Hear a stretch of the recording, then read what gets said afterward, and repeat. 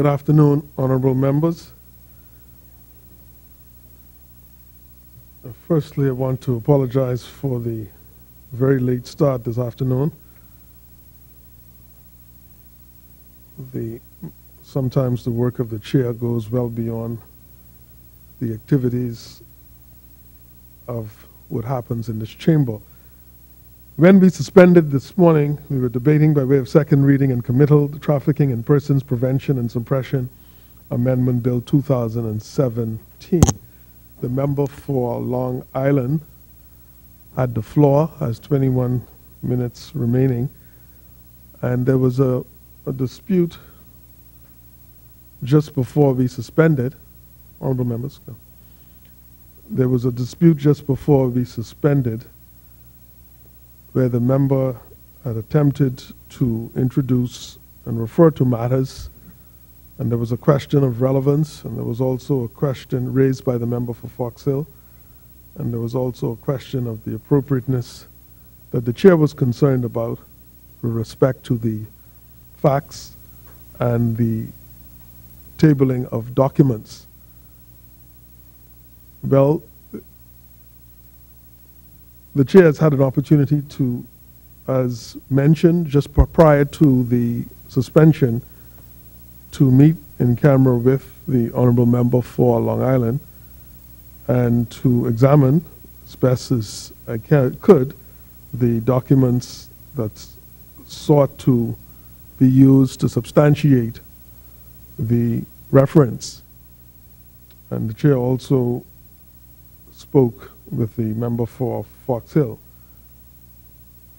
In determining a decision, this matter, I referred to the rule number 30, subsection 24, which in consideration caused me some concern, but as I read the rule, it states as follows: any member who desires to refer in debate in the House or in any committee to the character or conduct of any person in his official or public capacity shall deliver to the Speaker written prior notice of the proposed reference. The notice shall set out the facts on which such reference will be based and shall be signed by the member giving it. The Speaker may, in his discretion, permit the reference.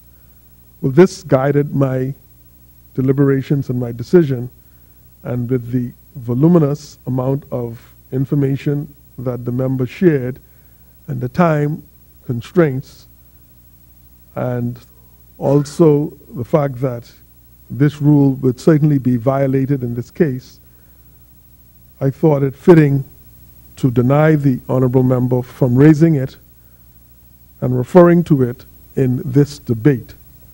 And obviously the member has every right to pursue the matter as she so desires, whether it's this forum or another forum, but the rule must apply.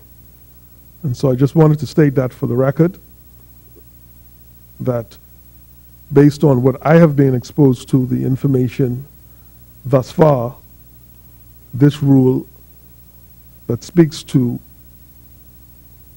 referring to the character or conduct of any person in their official or public capacity shall deliver to the Speaker written prior notice of the proposed reference. And the notice shall set out the facts on which such reference will be based and shall be signed by the member.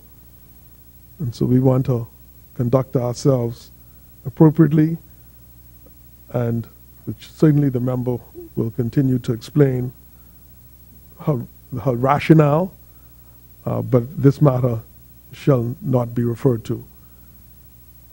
That's my ruling. Member? The chair will recognize the honorable member for Long Island to continue her presentation. Thank you very much, Mr. Speaker.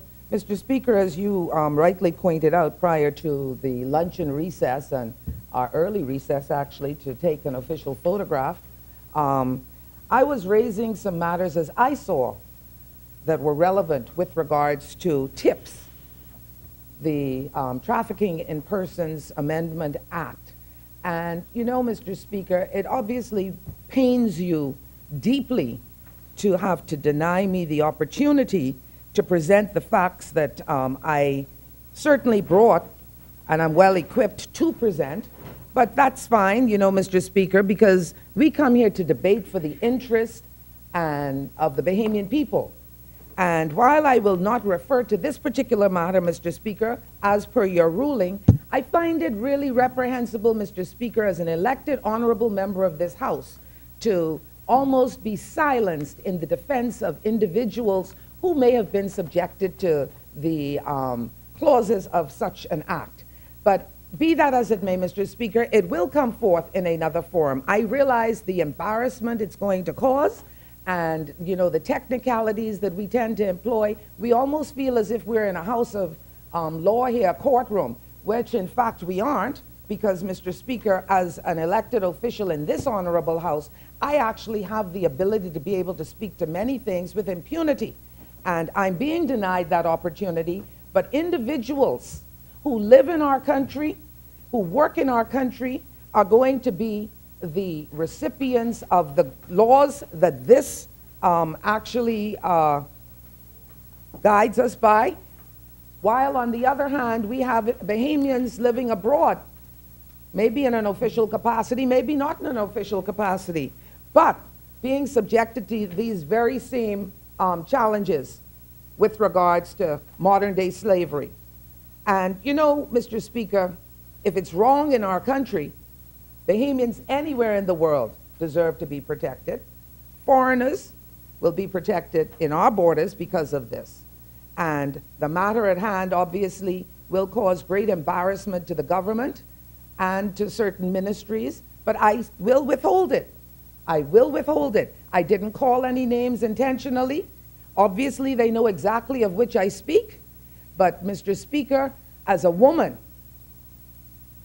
that represents over 50% of this population, that has a minority voice in this House of Assembly and also in the upper chamber, there's got to be a voice for women, there's got to be a voice for children and the most vulnerable people among us. So I fear no one, Mr. Speaker, because when I say that I have facts, everyone went into a tailspin. But these facts, Mr. Speaker, with the agreement of the individuals involved, these facts will become known. Maybe not in this chamber, but because they are facts, they will become known. And so, Mr. Speaker. Point of order, Chair recognized member for Fox Hill.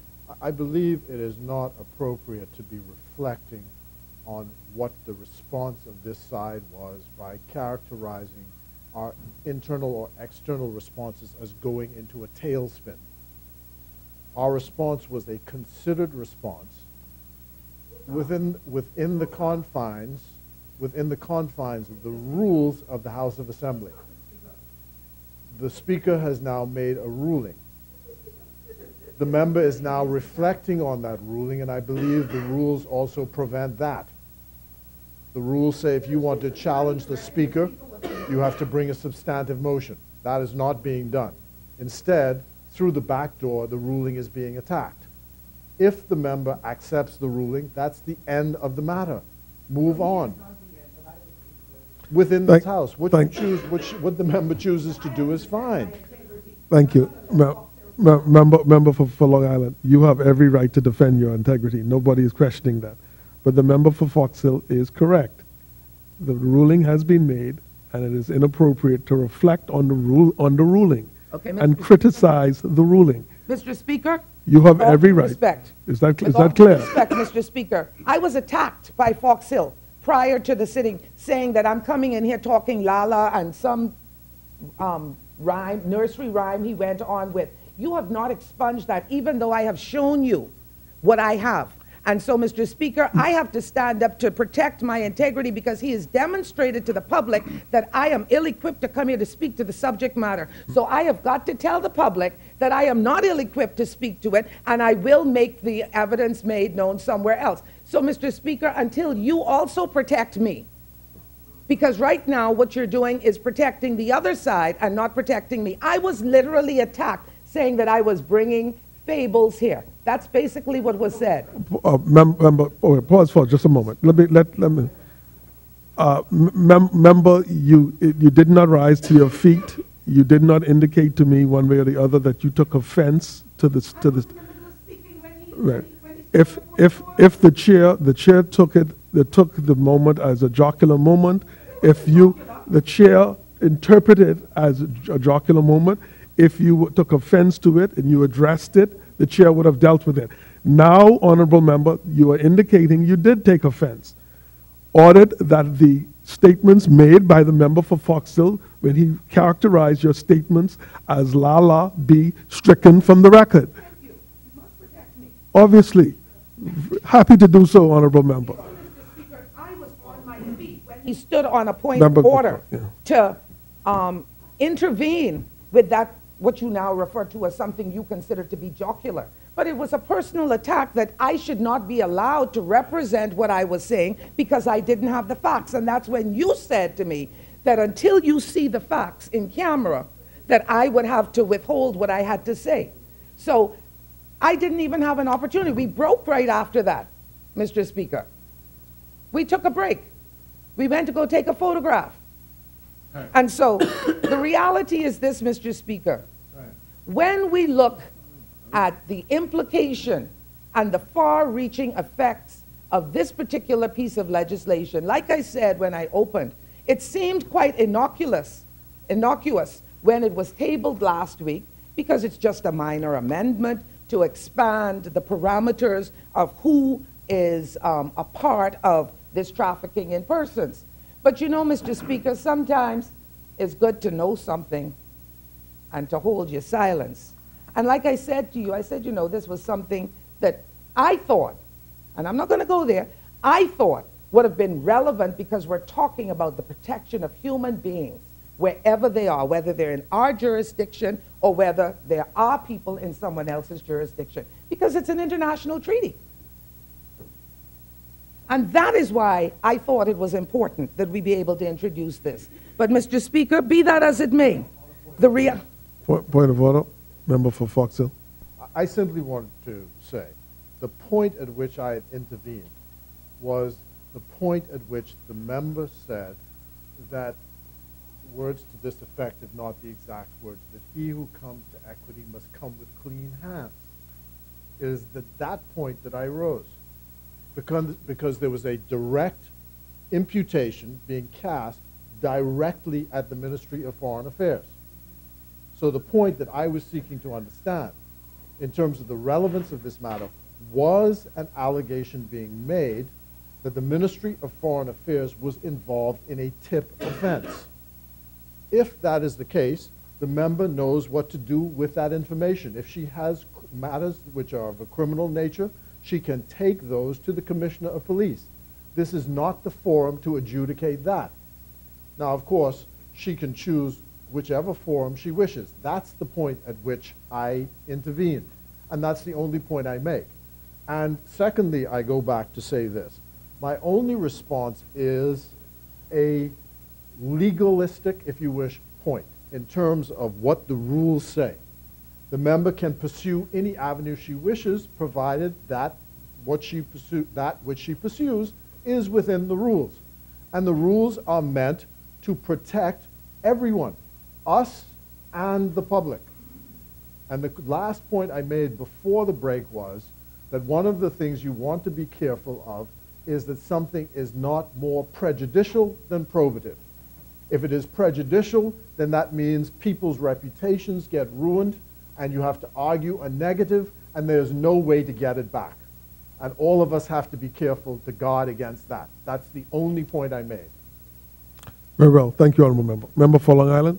You know, Mr. Speaker, I know lawyers, and I ain't come here to speak no law. But I can help to make some laws. And one thing I do know, I know the difference between right and wrong. And I've been taught that from a very early age. And I think we all know the difference between right and wrong. That's the basis on which all laws are made. What is right and what is wrong. But Mr. Speaker, let me take it from a different angle. Because one of the things that must be important to all of us when we come to this place is that all of us should hold ourselves to be above reproach. If we make a mistake, we must be big enough to be able to stand and admit that we made the mistake. But, Mr. Speaker, when we're talking about governance, when we're talking about the spending of the taxpayers' money, when we're talking about accountability and transparency, when we're talking about members representing constituencies or people representing our country, we have the responsibility, Mr. Speaker, without talking to anyone in particular, anyone this country sends overseas, Mr. Speaker, should be above reproach because they represent the Bahamas wherever they go. And that, for me, Mr. Speaker, is what we must determine, because when we are spending the taxpayers' money, whether it's to pay my $28,000 salary or whether it's to pay the salary of somebody overseas in whatever capacity, we have got to be sure that that person is living, working, and conducting themselves within the parameters of the laws of our country and the laws of the country wherever we send them.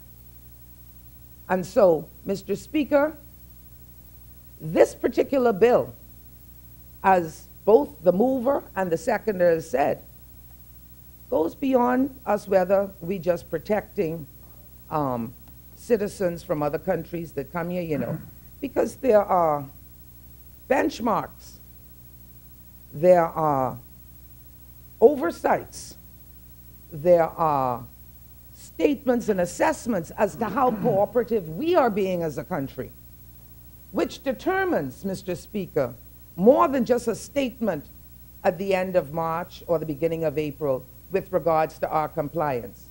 You see, what hinges on this, Mr. Speaker, is whether or not other countries that sign on to these conventions and treaties, whether or not they are going to see us carrying out the duties that we agree to. Because they will then determine whether or not, just as in the financial services, whether we're going to be blackballed, whether we're going to be sanctioned, whether we're going to be embargoed, or whatever they see fit. And it's our neighbor to the north, our biggest trading bloc, our largest tourism product, that makes this determination in this instance. And I said, Mr. Speaker, that in 2008, I actually was the mover of this particular bill before it was enacted, because we had found that there were circumstances within the borders of the Bahamas, limited though they were, and very difficult to differentiate between smuggling and trafficking, but they did exist. And what is interesting about this, Mr. Speaker, this piece of legislation, which the Bahamian people need to appreciate, is that sometimes we as employers, we engage in modern-day slavery. When we withhold our employees from having a lunch break, when in fact you know you're supposed to have one, when in fact we don't pay their national insurance even though we're deducting it from their salary, when we make them work overtime and don't pay them, when we ask them to do things outside of the contractual agreement as to what they are employed to do, these, Mr. Speaker, are all incidences of modern-day slavery. When we have, and we like to refer to our neighbors to the south, when we bring them here and, you know, you have people, they go up to immigration and they get them, oh, they're going to be a live-in maid and they're going to be this and they're going to be that. And then you come to find out they dancing in some strip club. Because the people who bring them here told them you'll have employment here in the Bahamas. Then they hold their passports and tell them, in order for you to pay me back for bringing you here, this is what you must do.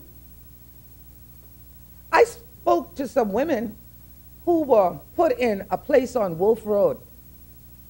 They had no running water, they had no electricity, but they were literally being pimped, prostituted, to pay off the individual that brought them here, even though they were promised jobs of domestic work. This is the modern day slavery that we talk about. We sometimes have underage children being used by adults, Mr. Speaker. We may not believe that it happens, but being sold like cattle to individuals who need to satisfy a negative appetite. Mr. Speaker, this bill is a very, very important bill. We cannot come here and believe that it is not one of great importance, because the ramifications of not complying with it is that, yes, we can, in fact, have a negative fallout from our trading partners, from our tourism partners, and from people around the world. Look at the Bahamas. We say it's better in the Bahamas. Is it truly better in the Bahamas? We look at the laws of this House of Assembly, Mr. Speaker, and we use those laws to, just like we do the regular laws in court, if you're smart enough, you're able to get your client off on a technicality. Careful, careful, Honorable. Even though everybody knows sometimes, Mr. Speaker, that, like the song say, the look on your face say you're guilty, but yet they get off because they have a smart lawyer. Mr. Speaker, these rules in this House, they should be a living document too. They should be revamped. They should be revisited, because there are things that need to be said. And this is the place where those of us that are elected come to say it.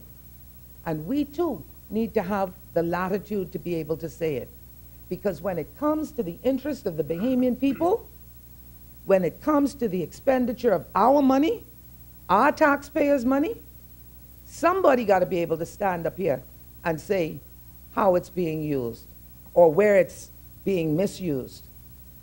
And so, Mr. Speaker, I am disappointed, but I have the facts, and the truth will come out somewhere.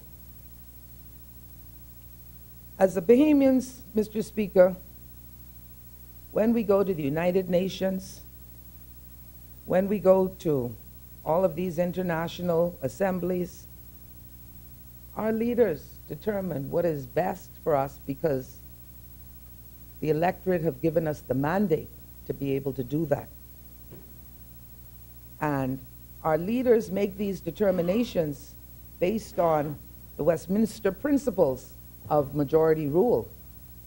And when majority rules, then the majority gets to make the decisions on behalf of the people. But when we make these decisions, Mr. Speaker, we have still got to be accountable to the people that send us here. And that is all I'm simply trying to do. Be accountable, not just to Long Island, but to Bahamians all across the archipelago of the Bahamas who expect to hear truth from me, who expect me to stand up and explain to them what we do in this place and what this piece of legislation is about. Because this ain't just about foreigners. This is also about Bahamians. And so, Mr. Speaker, I take my seat, but I am a bit disappointed that I'm unable to go further with this matter here in this forum. But, Mr. Speaker, when we sign on to all of these various conventions and treaties, we, as the lawmakers, must be willing to protect the laws, but also to live by those laws. If we're not going to live by them, then how do we expect the everyday man and woman to live by them? I, Mr. Speaker, I'm going to guard my privilege and my ability and also my integrity, because everybody in here talks about their integrity. Everybody talks about how we should conduct ourselves because the children are watching. Everybody talks about, oh, we're in this silly season now and let us not attack one another. But you know, Mr. Speaker, The children don't only be just watching in here, you know. They be watching everywhere. They watch in the newspaper, they watch on television, they watch on computer, they watch on WhatsApp, they watch on Messenger, they watch everywhere. So our actions as the leaders in this country must be above reproach. And those who come just below us, who we appoint to represent us, their actions must be accountable as well. I didn't speak on what the Prime Minister, the member for Centerville, said this morning, Mr. Speaker, and, you know, I think it is what it is. The Bahamian people know what it is, but that's another thing, you know, in terms of how we conduct ourselves. I'll just tell you that if it was a woman, or Loretta Butler Turner, who did such a thing, the first thing you hear, oh, she emotional. You know, she got a problem. She became unhinged, you know. But when we have men doing despicable things, oh, well, you know, they should just apologize. One thing about me, Mr. Speaker, when I make a mistake, I just admit it. I am human. I made a mistake. Many people will say, in this place, it wasn't in here. My colleague at the end of the table, he and I, we've gotten past our differences. It was out there, outside. But I came right back, and I apologized, Mr. Speaker, because it was wrong. And so, Mr. Speaker, when we make mistakes, whether it's in appointing a people abroad, or whether it's the way we treat each other, we have got to understand that the longer it takes to start to apologize for it, the less sincere it is. We are in the political season. There's a lot of jibe going on and a lot of propaganda and a lot of untruths. But, Mr. Speaker, at the end of the day, the Bahamian people still want to know that there are people in here that can stand up and represent them in an honest way, and to be able to share with them what's truly happening in our country. There's a lot of confusion out there, Mr. Speaker. People are confused because of all of the information overload they receive through these same little instruments they can't get out their hand every day. Some people just take these to bed with them at night for fear they may miss some hot, juicy gossip. Or they miss who gets shoot up in such and such a place. But, Mr. Speaker, we've got to try and clean it up. And it's got to start with us. And it's got to start with the people who we have representing us, our agents and our employees and our family members. We've got to ensure that they represent all those healthy qualities if we want a better Bahamas. Don't tell me we can be stronger and better just because you want to get reelected. It's going to cost you something to get reelected because you have to be, Mr. Speaker, you have got to be accountable to the Bahamian people. We have another piece of legislation we're supposed to be debating in here today. I don't know if we're going to get to it. I will speak on that too, Mr. Speaker. But at the end of the day, this particular piece of legislation is so important. And I, Mr. Speaker, will do what I have to do to defend the fact that I brought what I felt was the substantiating documents. You saw them, like you said, they were voluminous. But at the end of the day, the Bahamian people must know what's going on in our country and on our behalf outside our country. So, Mr. Speaker, with those few words, of course I support this because this is a bill that was introduced under our administration. I think I speak for most persons on this side, all who sit on this side in the front bench, even though they may say they ain't with me. You know, Mr. Speaker, we support this bill. I thank you very much.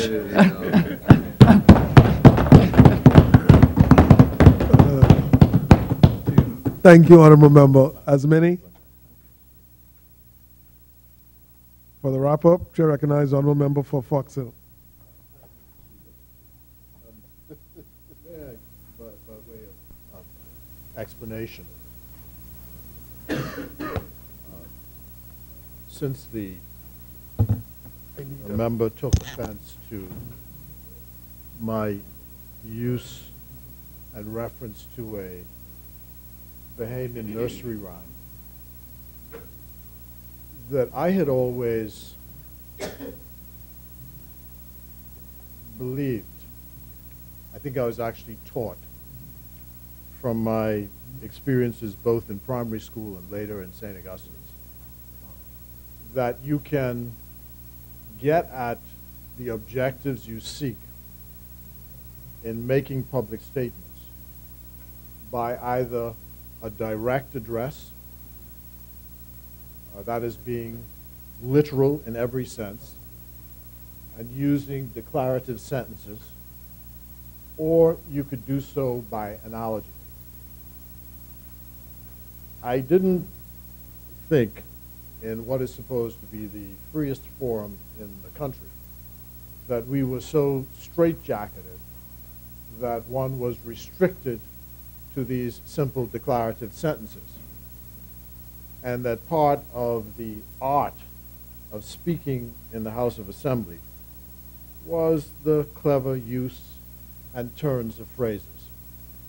Sometimes you miss, but it's usually done in that sense, and people smile or may have something to say adverse across the floor. But that is what I thought happened in a parliament, in the cut and thrust of debate. But we ought to be literal, I'm now advised. So be it, to the extent that I can restrain myself. I do also want to say that the leader of the opposition and member of Parliament for Long Island does not have to be a lawyer to make any case that she wishes to make in this House of Assembly. The rules permit many things to be done. It's a question of how you do it within the rules. And there is an art to making a case in the House of Assembly so that it does not offend the rules. And I therefore don't want to be associated in any way, shape, or form with any effort or conspiracy or otherwise to constrain any member from making any statement within this place. I'm just a creature of the rules. And as I said, the rules were meant to protect everyone in here. Because it's easy, just as the member of Parliament got up and went in a particular direction, I could have stood up and said about any member on the other side, I heard so-and-so, and I have the documents to prove it, and I'll bring the documents. And that is prejudicial to their interest. And they have to argue a negative. It's even worse when the person is outside the walls of this Parliament. So that's the only point I made on behalf of the government, to intervene at that point for the protection of all concerned. Within the regime of the Trafficking in Persons Act, it makes special efforts to protect the identity of victims.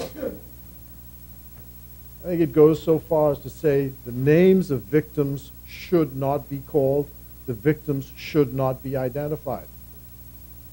And in certain cases, a court of law will not allow the persons who are charged or the offenses alleged against, will not allow those persons' names to be called if, in doing so, it identifies the victims. That's how far the law goes to protect people in these instances. And so one of the dangers I saw was that perhaps we were headed in that direction. And it is only at that stage that and for those limited purposes, that I got up to make the point. I would also say this. When I looked at the definition in the Principal Act of what trafficking in persons means. The definition of trafficking in persons under the Act, the Principal Act, is trafficking in persons, and I'm quoting here, means the recruitment, transportation, transfer, harboring, or receipt of a person by means of the threat or use of force or any other means of coercion or by abduction, fraud, deception, abuse of power, or of a position of vulnerability, or by giving or receiving of payments or benefits to achieve the consent of a person having control over another person for the purposes of exploitation. That's different than if you have a commercial dispute with another party and you say, you owe me this and you owe me that, and you have a row over that. Point of order, member for Speaker, Long Island. you asked me to not speak to this, and some of what was contained in our in-camera discussion is now being discussed here. No. And so, no, Mr. Speaker, the reality is this. The member for Fox Hill is now talking about a commercial issue. The fact of the matter is that was only a part of what I showed you, and that is exactly what he is speaking to right now. And you said you ruled on it. What the member is talking The chair, I'm confused also, I have very no honestly. idea what- Member for Fox Hill?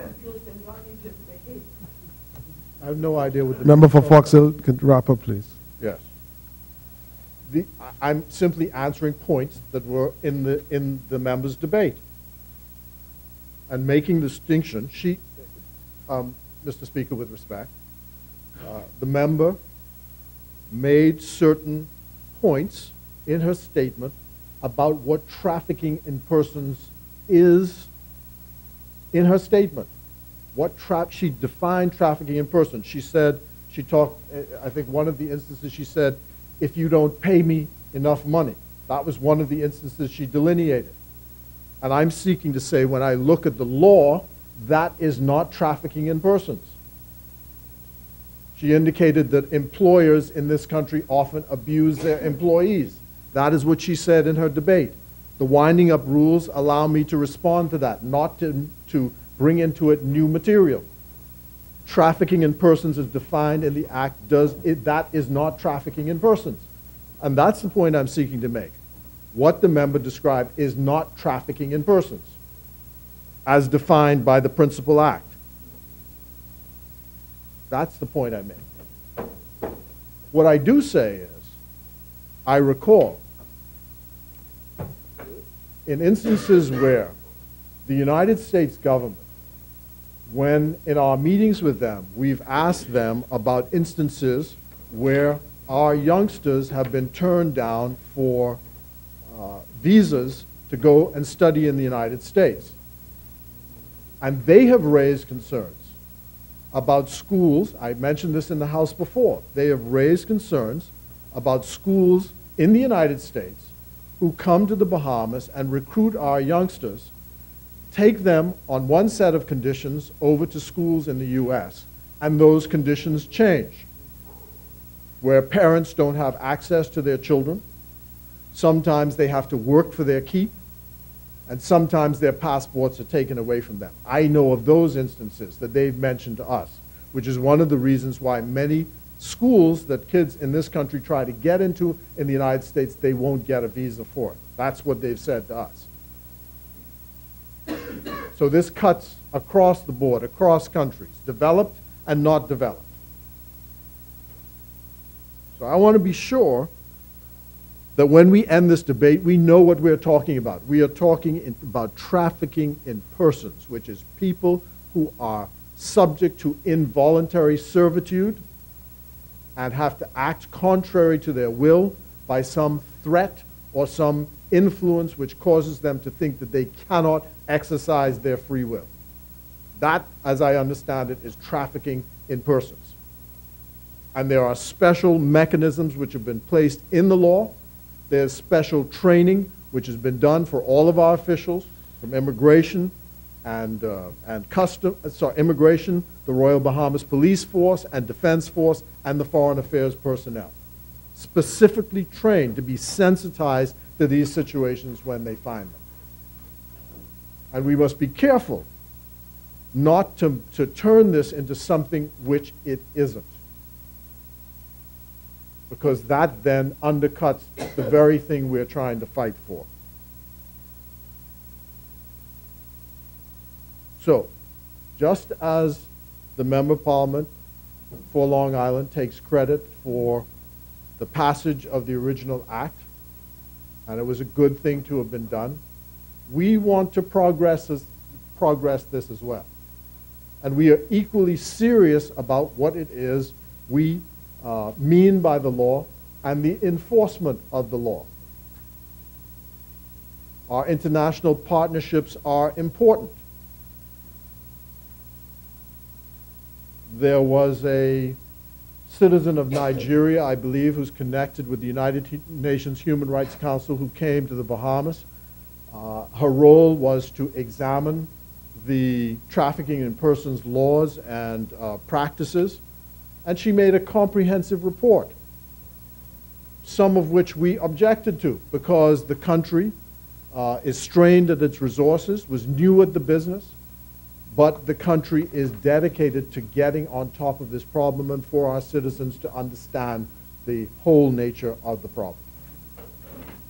And we've worked our way to the point where, at this point, we are tier 1 in the United States system of law and regulations. And we want to protect that. But I don't want it to go down that we are only doing it for that. We do it because we believe it in our bones, that this is the right thing to do. This is the right thing to do. And we see it across the board. I am still interested in it as a public policy issue about women and the continued, they seem to be in our society, even though the numbers, they outnumber men in the society and academically are excelling beyond where men are, but still the issues of domestic violence and how to deal with that, and how some men don't accept women as being equal to them in any way. And that means that women can then be the subject of all forms of abuse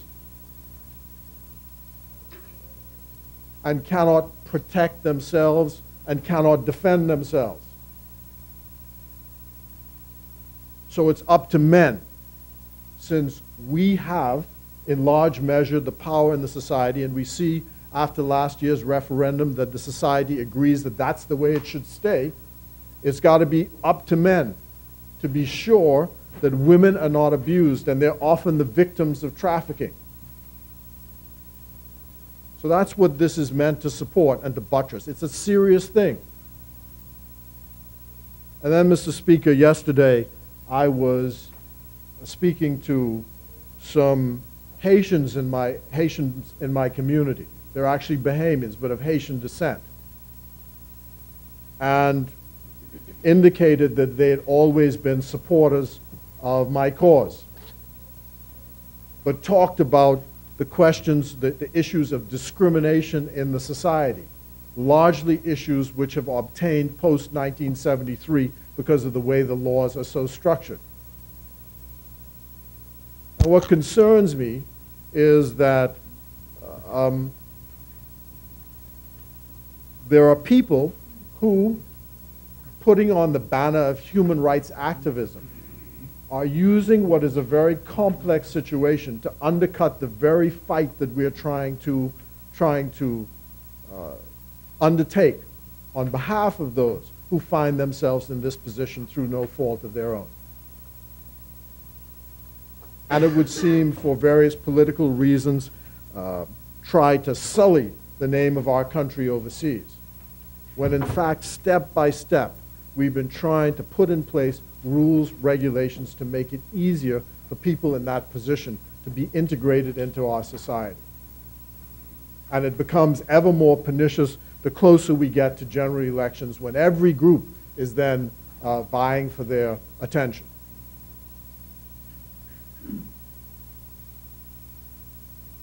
So, Mr. Speaker, that's what I want to leave with the House, and that's what I want to leave with this country.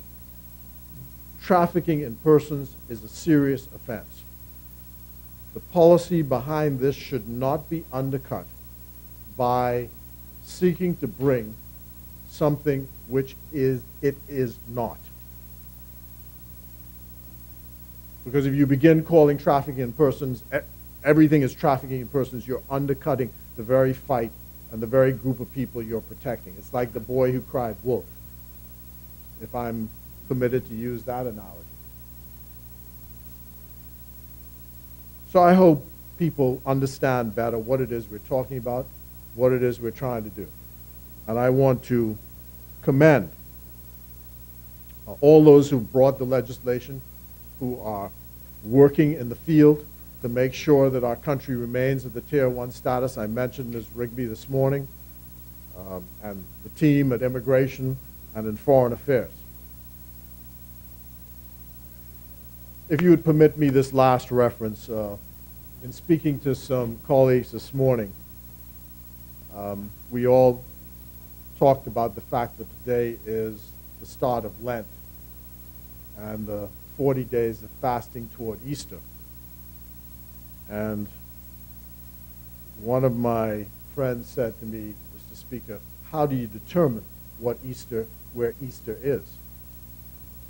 And I promised him that if permitted, I would say it so people could figure it out. Because when I was about 12 or 13, I found this out, and it's a formula. I think it's wonderful, so I just say it if I'm permitted. For those of you who don't know how you find, because the people want to find out why Easter shifts from time to time. And it has to do, of course, with when Christianity in its early stages began adapting these festivals to their own use. Easter was the springtime festival. And the way it is calculated is, you know that it cannot be before the 21st of March, because that's the day of the equinox when winter becomes spring. And the next marker after the equinox is the full moon. And then after the full moon, it's the next Sunday. So Easter Sunday is the first Sunday after the first full moon after the equinox. I may have done something useful. I'm sorry? Yes. Yes. The first Sunday after the first full moon after the equinox is Easter Sunday. And that's how it's determined.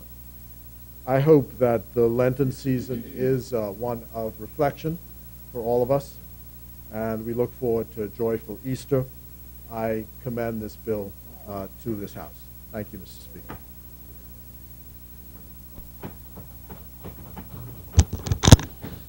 Thank you, Honorable Member, and thank all Honorable Members for your contribution. The question is, Member? The question is that the following bill be read a second time and committed. A bill for an act to amend the Trafficking in Persons Prevention and Suppression Act to provide for the establishment of the offenses of organizing engagement in or directing another person to engage in trafficking in persons. As many as are in favor will remain seated. Those opposed will stand.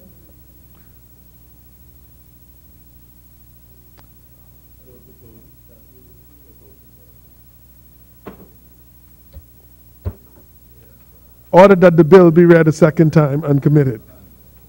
A bill for an act to amend the Trafficking in Persons Prevention and Suppression Act to provide for the establishment of the offenses of organizing engagement in or directing another person to engage in trafficking in persons.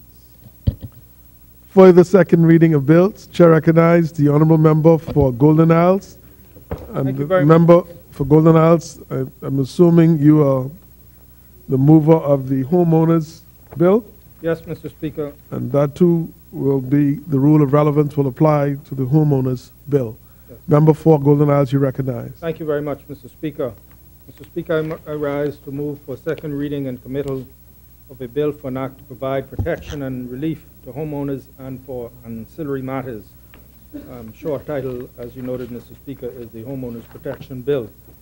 Mr. Speaker, it is a pleasure to arrive at the point where we can move for second reading of this Homeowners Protection Bill, which should be seen, Mr. Speaker, within the context of the government's efforts over the last 5 years of this administration to bring a measure of relief, particularly to mortgage holders, Mr. Speaker, and related to the government's mortgage relief plan, which was a major plank in the platform of the Progressive Liberal Party in the run-up to the last general elections, featured prominently in the Charter for Governance, Mr. Speaker, and it's a commitment from which we have never wavered, in which we moved speedily in our early days in office to implement a plan.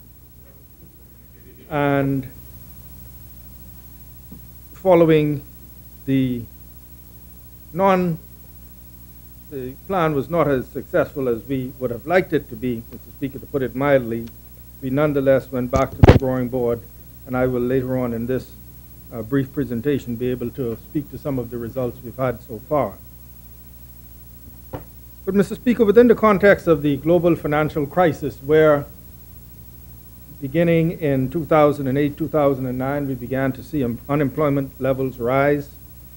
We began to see individuals and households either see the elimination of their income due to unemployment or the drastic reduction in their income due to underemployment, where we saw the rise in non-performing loans and the increase in bad loans where people simply could not afford to pay their obligations. Coupled with that, Mr. Speaker, we saw changes in family circumstances either through divorce, death, or disability. And so we saw where many banks experienced an increase in their non-performing loans, a universal, Mr. Speaker, phenomenon. No one was spared. The thing with non-performing loans, Mr. Speaker, is that as banks begin to lose and other financial institutions begin to lose money on their loan portfolio, they begin to tighten up their credit. The new credit tends not to be available, which then leads to a decrease in economic activity, and so we enter this vicious cycle where there's not enough economic activity to, in the eyes of financial institutions, justify new lending, and the lack of that lending, Mr. Speaker, puts a lid on new economic activity. As I said, Mr. Speaker, this administration committed very early in its term to make a concerted effort to work along with the commercial banks to formulate a mortgage relief plan. In fact, in our Charter for Governance, Mr. Speaker, we said that we will move very early, and we actually enunciated and we published a 10-point plan, which included working with the banks to agree on a 120-day moratorium on foreclosures, work with the banks to get agreement for the waiver of unpaid interest, to encourage the reduction in interest rates, to encourage restructurings by way of extension, and to assist borrowers who are unable to meet interest payment, to pass protective legislation, which we are coming back to today, Mr. Speaker, and to extend the first-time homeowners exemption for stamp duty to individuals who have gone through the foreclosure process and are purchasing a second home, to be able to extend that exemption to that second home, Mr. Speaker. The voice coming out of this platform, Mr. Speaker, early in the days of the administration, we sat down with the banks, and together we formulated what we thought would be a workable plan. And quite simply, what we resolved to do, Mr. Speaker, what we decided to do in conjunction with the banks, is that we would look at each individual's outstanding indebtedness, determine what level of indebtedness those persons would be able to afford, and then split the loan into two pieces, one where they would service and one that would go into suspense until their circumstances changed and they could be able to afford to again pay their loans, Mr. Speaker. So if a person had a loan that was too big for them to pay, determine what they could pay and let them service that so they can get back into the performing category, Mr. Speaker. In those early days, we identified, you would recall, about 1,000 individuals who were potentially eligible. But in reality, Mr. Speaker, as we began to work through the plan, we realized that, and the main reason being a non-appreciation by the banks and by the government of the true level of indebtedness in this society, Mr. Speaker. We discovered that individuals not only had a mortgage that they had to service, Mr. Speaker, but inevitably, almost universally, there were large levels of consumer indebtedness, either from car companies that would advance credit, to furniture companies that would advance credit, Mr. Speaker, to financial institutions that would advance credit for unsecured loans, secured only by a payroll deduction. So we found that, yes, an individual might have an obligation to pay X amount of dollars for their mortgage, but when you dug deeper, you found that there was a whole lot of other obligations that those individuals had to support, and they could not do it, Mr. Speaker. And so what we found is that the framework that we derived did not fit the vast majority of the people who we thought were eligible, Mr. Speaker. And, so the plan was not successful, and we heard about it, Mr. Speaker. I mean, we heard about it just about every time we came to this house, every time we picked up the newspaper. The government's mortgage relief plan is a failure. It's a failure. The plan failed, Mr. Speaker. But we did not leave it at that, Mr. Speaker. What we realized, or we got an even greater realization, is that this is a complex problem that we had to address comprehensively. So not only do we have to address the issue of mortgage default, Mr. Speaker, we have to address this entire issue of indebtedness, particularly the high level of consumer indebtedness that pervades the economy. And particularly, Mr. Speaker, this issue of unsecured loans only secured by a deduction. And we've all heard the stories of people taking home a minimal amount of money from their monthly paycheck, Mr. Speaker. In those early days of our administration, Mr. Speaker, the economy was still soft, and so you had that issue of persistent high levels of unemployment, which, again, led to individuals not being able to really fit and succeed under the system that we had designed, Mr. Speaker. And again, as I spoke about, change in circumstances, whereby in some cases a mortgage might have been obtained when there were two incomes in the household.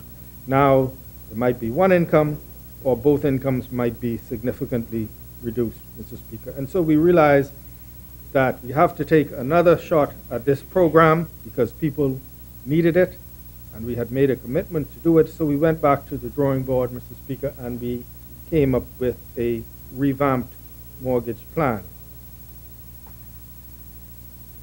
What we're also doing, Mr. Speaker, and we expect to bring the amendment to the Financial and Corporate Services Providers Act, Mr. Speaker, is that the Securities Commission of the Bahamas, in its role as the regulator of financial and corporate service providers, Mr. Speaker, the Commission is promulgating, they're developing, and they will publish rules for money lenders.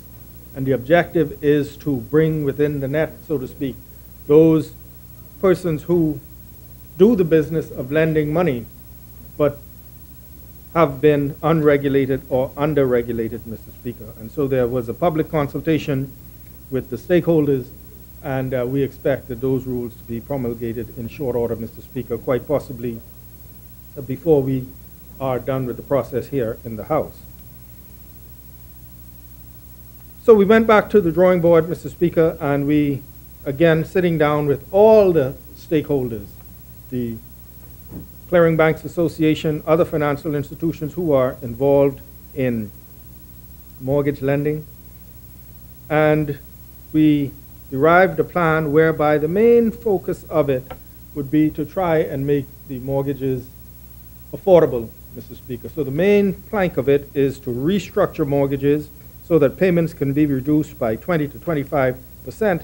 Individuals are then able to afford their mortgages, and they move out of the non-performing category where their homes are in danger of being repossessed back into the performing category, Mr. Speaker. And I should say that throughout this process, what we found before we even got to this point was a willingness of banks to do a lot of restructurings, Mr. Speaker.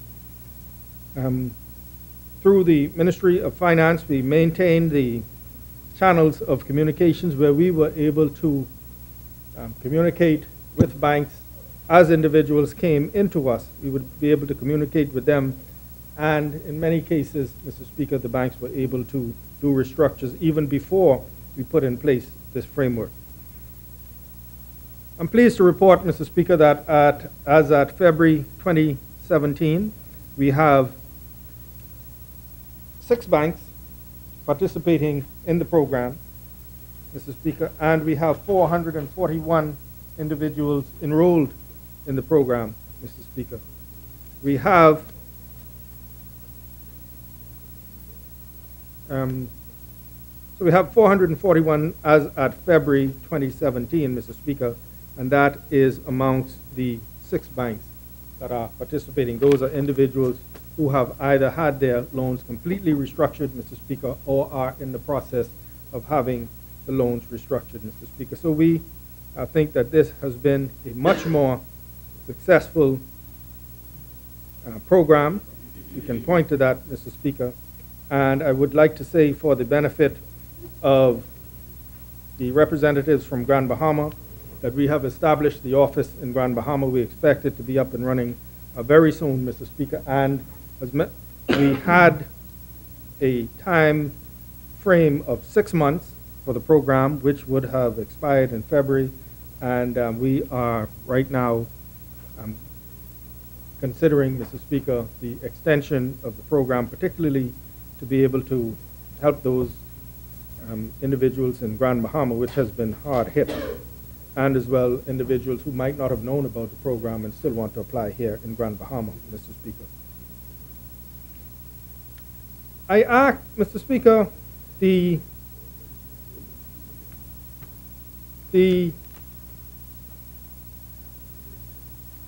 know, this is a subject that sometimes when we address it, you know, we might be tempted to talk about delinquency rates and how many, what percentage of loans are in arrears, you know, how credit has declined. You know, in my communications, I spoke about the fact that because of the lack of new credit, construction starts are down. And sometimes, Mr. Speaker, it's easy to speak about this in so in a way that does not really bring home the human element that we're dealing with.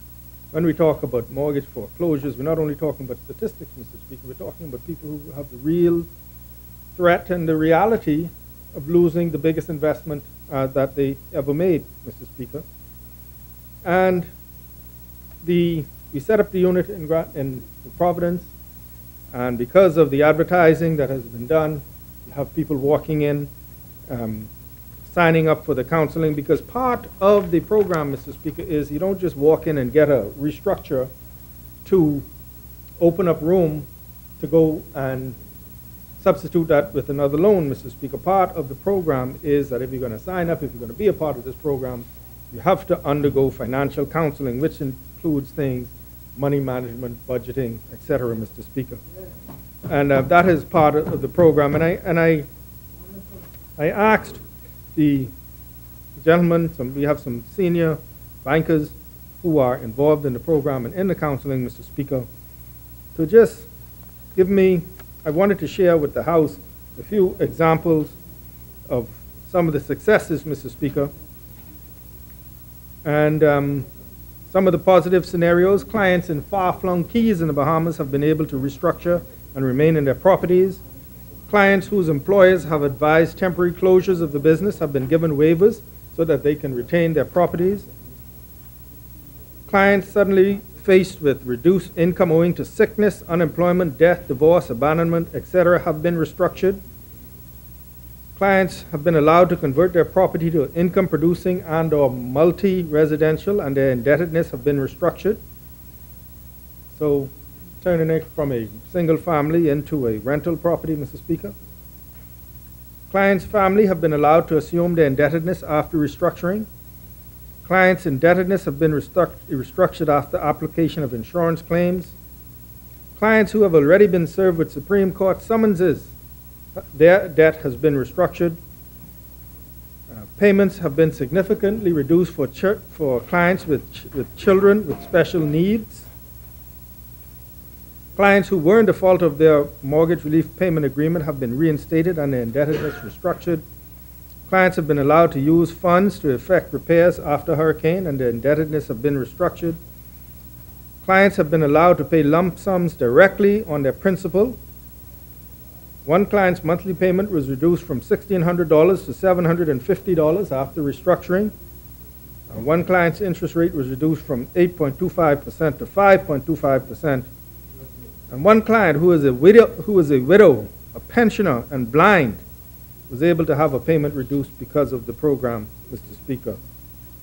And what they say to me is due to the government's commitment to the program and the implementation of the program, that the banks themselves have been more willing to restructure even outside of the program when dealing with delinquent borrowers, Mr. Speaker. So I think, Mr. Speaker, it's a testimony to the perseverance of this administration in ensuring, Mr. Speaker, that we never gave up and we did not, because of the early setbacks, give up on the program and by doing so, Mr. Speaker, and by doing so, Mr. Speaker, fall down on one of the main planks in our platform for 2012, Mr. Speaker. Mr. Speaker, I spoke about the mortgage relief plan and the success in restructuring loans and in making adjustments to the mortgage arrangements to the effect that now we have 441 persons enrolled in the program. Unfortunately, Mr. Speaker, there will be circumstances where individuals will not be able to fit within a program or any program, or where a restructuring will not be possible, Mr. Speaker. And that is where we come to the context, I believe, of this Homeowners Protection Bill, which seeks further protection for homeowners, Mr. Speaker. And what we intend to do, the main thrust of the legislation, Mr. Speaker, is that before any action is taken to sell a home or to sell a property, that the owner, the homeowner, is given adequate notice. The homeowner is given an opportunity to apply to a court for relief. The court is empowered to give the homeowner time to get their affairs in order. The homeowner is also protected from unfair dealing in terms of selling at prices significantly below the market value. The homeowner is protected by, in this legislation, there's a prohibition of the financial institution selling to any related party, and I'll touch on those matters, Mr. Speaker. And the homeowner is given the opportunity to hire the lawyer, insurance company, appraiser of their choice. So this seeks, and I will go through a few of those sections, but this legislation that we're dealing with today seeks to give additional protection Now, Mr. Speaker, it's very curious. This, you know, when we were doing this in the very beginning, you have opposite ends of the opinion. You have one set of opinion who says, just amend the law and prohibit the banks and tell them what to do. Prohibit the banks from doing any foreclosures and, you know, really be tough. On the other side, you have that school of thought that says, well, you have to be careful because you don't want to endanger business. And I learned this word, you don't want to have a moral hazard where you have people who don't want to fulfill their obligations because you're protecting them too much. And so, these two extremes, Mr. Speaker, and so our job is how do we balance all of these competing interests? What's very interesting, Mr. Speaker, is that when we did and I want to illustrate that point to you, Mr. Speaker, when we did the first reading of this bill, and the next day, I think we did it on that Monday, and on the 15th of, the Wednesday, 15th of February, Mr. Speaker, this is the business section of the newspaper. One story, quoting the headline, homeowners bill could be disaster for economy. F&M deputy, mortgage fix could do more harm. Legislation proposes salary reduction caps. And he says Bahamas need less ministerial control. So he says, this is deputy leader of the F&M, member for East Grand Bahama. Homeowners bill could be a disaster for the economy. And then at the bottom of the page, Mr. Speaker, it says Moss slams deception of homeowners bill. MP, maintains status quo favoring lenders. Failed to properly protect working and middle classes. Implies government, and it says, well, implies, I wouldn't say what, that's the reporter. This particular reporter likes to, divert from what people actually say and write what he thinks people imply. But, I don't know, I thought they just write the facts. But, my point being, Mr. Speaker, the very same piece of legislation, two extreme reactions to it. The deputy leader of the F&M, the member of East Grand Bahama, saying it's going to wreck the economy, meaning we're going too far, meaning, we're doing too much, we're putting in too much control, too much for the poor. And on the same page, right below it, you have the other opinion, you haven't gone far enough. And I think that has been the experience of this debate for the last 5 years, Mr. Speaker. One school of thought, any sort of protection that you try to put in for people who might be in need, it's going to be dangerous to the economy, it's going to wreck the economy, notwithstanding that these are provisions that have been benchmarked against other countries in this hemisphere.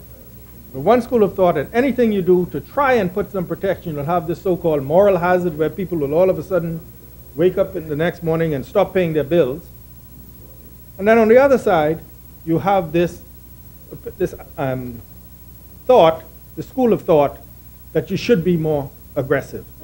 And so what is that appropriate balance, Mr. Speaker? And that is what we have spent so much time trying to do, Mr. Speaker, trying to strike that appropriate balance where you're not endangering the economy, you're not promoting some sort of moral hazard, you're not undermining the risk and the credit market, Mr. Speaker, but at the same time, you are giving adequate protection. And I think the result of all of the consultation we've done with the central bank, the Attorney General's office, the Attorney General intimately involved in these, the Minister of Education, the Ministry of Finance and its staff, the Clearing Banks Association, as I said, the central bank, all the law firms, the insurance companies, the other financing firms, all of those who were involved in this consultation to bring us at this point, Mr. Speaker, where we think we have a good piece of legislation that strikes that balance between giving adequate protection and without,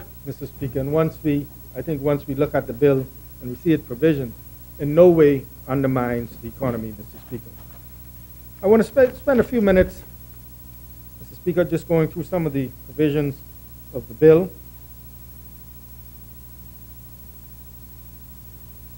And we have the chairman of the Clearing Banks Association saying, homeowner bill to change risk profile of mortgages, Mr. Speaker. Another cry to maintain the status quo, but we all know that that was not possible. Mr. Speaker, some main components of the bill. Like I said, Mr. Speaker, the main thrust of the Homeowners Protection Bill is for those individuals who find themselves in danger of losing their homes to foreclosure, being in a position to have an avenue to appeal for more time, to be able to get their affairs in order, and to ensure that in the event that their home is repossessed, that all is done to ensure that they get the best possible price for it and all that is due to them. And that is what this legislation is about, Mr. Speaker. And so in Section 4 of the bill, there's an obligation on the banks to give notice to the homeowner before instituting any court proceedings. So notice must be given, 30 days notice, Mr. Speaker, at least 30 days notice in writing, telling the homeowner that what the breach, that they have breached their agreement, what the breach is, how much the homeowner is in arrears, any administrative costs, etc., and contact information where the individual can get in touch with the bank, and the willingness of the bank to sit down and come to an agreement, Mr. Speaker. Section 5 of the bill gives the homeowner a right to apply to the court for relief, and Section 6 outlines the power of the court to stay the proceedings, to give the individual time to get their affairs in order. It speaks to 6 months, Mr. Speaker. If it appears to the court that within 6 months the individual will be in a position to satisfy their obligations under the mortgage, the court may grant more time, may grant time for the individual to get their affairs in order, Mr. Speaker. It also, when it comes to the financial institution exercising its power of sale, Section 7 and 8, 7, 8, and 9, Mr. Speaker, deal, well, all the way up to Section 14, deals with in the event that a sale is necessary or becomes necessary, Mr. Speaker. Section 7 imposes an obligation on the financial institution to give notice to the homeowner prior to exercising the power of sale. Section 8 gives the homeowner, Mr. Speaker, the opportunity to go to court to apply to postpone the sale. It speaks specifically to the fact, Section 9 speaks to the power of the court to grant relief. So Section 8, again, Section 7 imposes an obligation on the bank to give notice that there will be a sale. Section 8 gives the homeowner the opportunity to go to court and apply to have the sale postponed. And Section 9 empowers the court to grant various forms of relief. Either they can, if the court determines that within a reasonable time the homeowner will be able to get their affairs in order and to satisfy their obligation, the court can give them more time to get their affairs in order, Mr. Speaker. Section 10 of the bill imposes an obligation on the financial institution to engage in fair dealing, no underhanded dealing.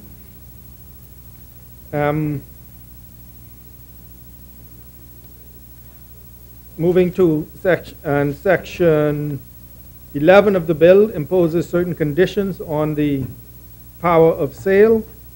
For example, it deals with when the bank has not secured a sale for the market price. It obligates them to try and get the best possible price.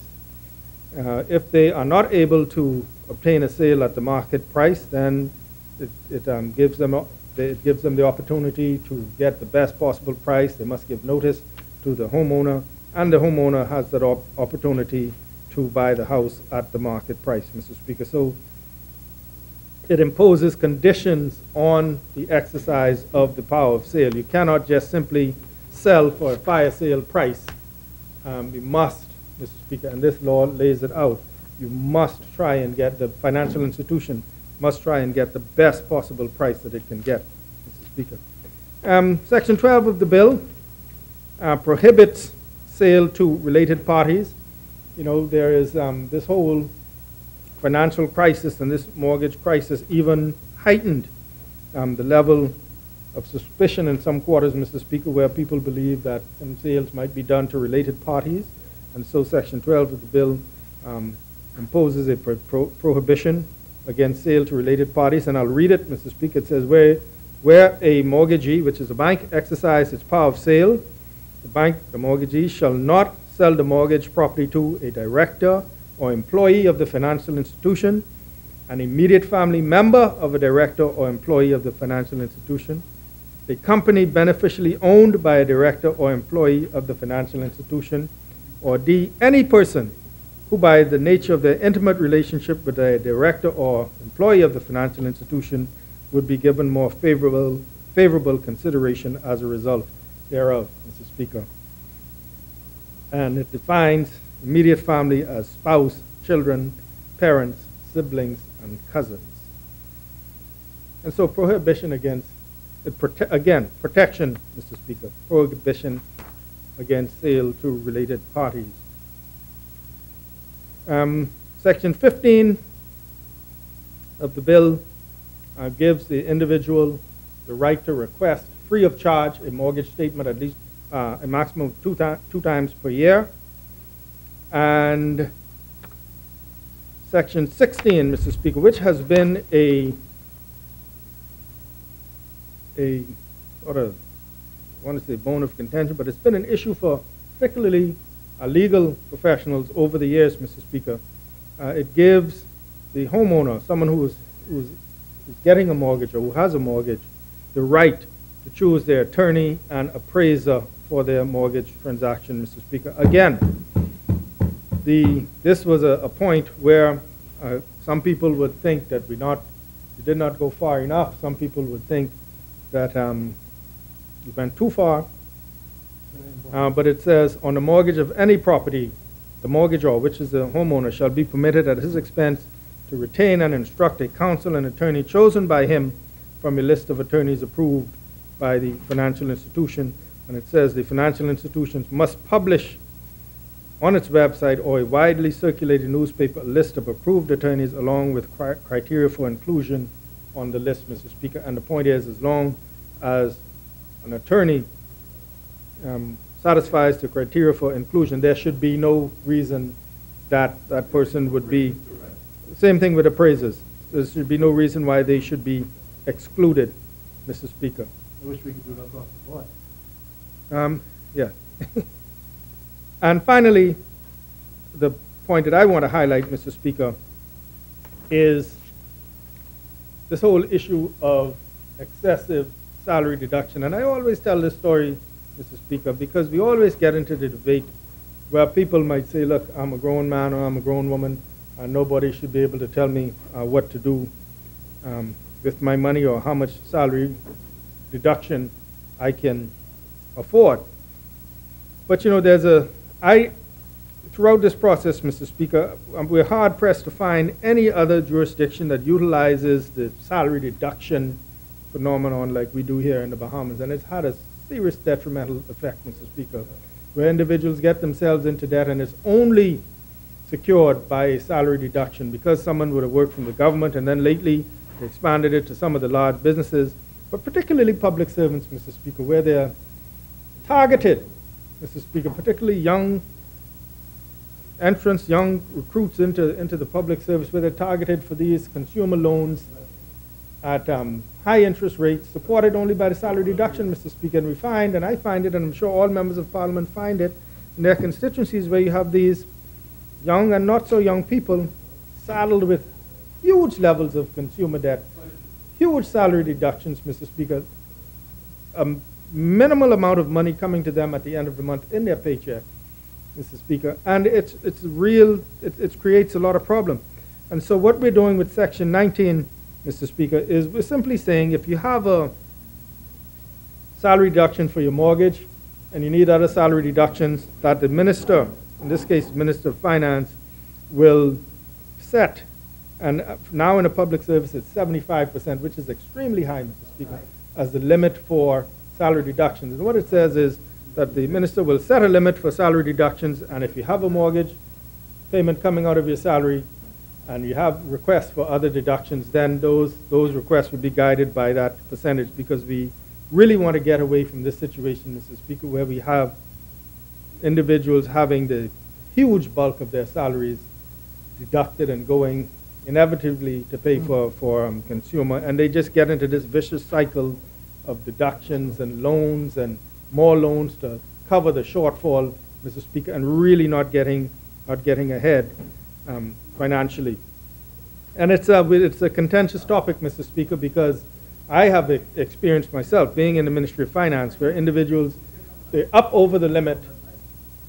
I had an experience, right outside this Parliament, individual over the limit, one of the loans are maturing, which would take them under the limit, and they're there with the papers in their hand requesting that we sign off an approval to take them above the limit again, because in their minds they have an emergency, Mr. Speaker. They go to the Treasury know the limit is 75%, can only get overridden by the Ministry of Finance, and so they come down to the Ministry of Finance, and inevitably human nature, you want to make exceptions for things like medical emergencies, that is an emergency, but inevitably everything becomes an emergency, Mr. Speaker, and so the guidelines almost go out the window. And so we really want to start getting a handle on this whole phenomenon of these excessive salary deductions. We realize you cannot cut it off right away or do a drastic reduction, Mr. Speaker. It's something that has to be gradual.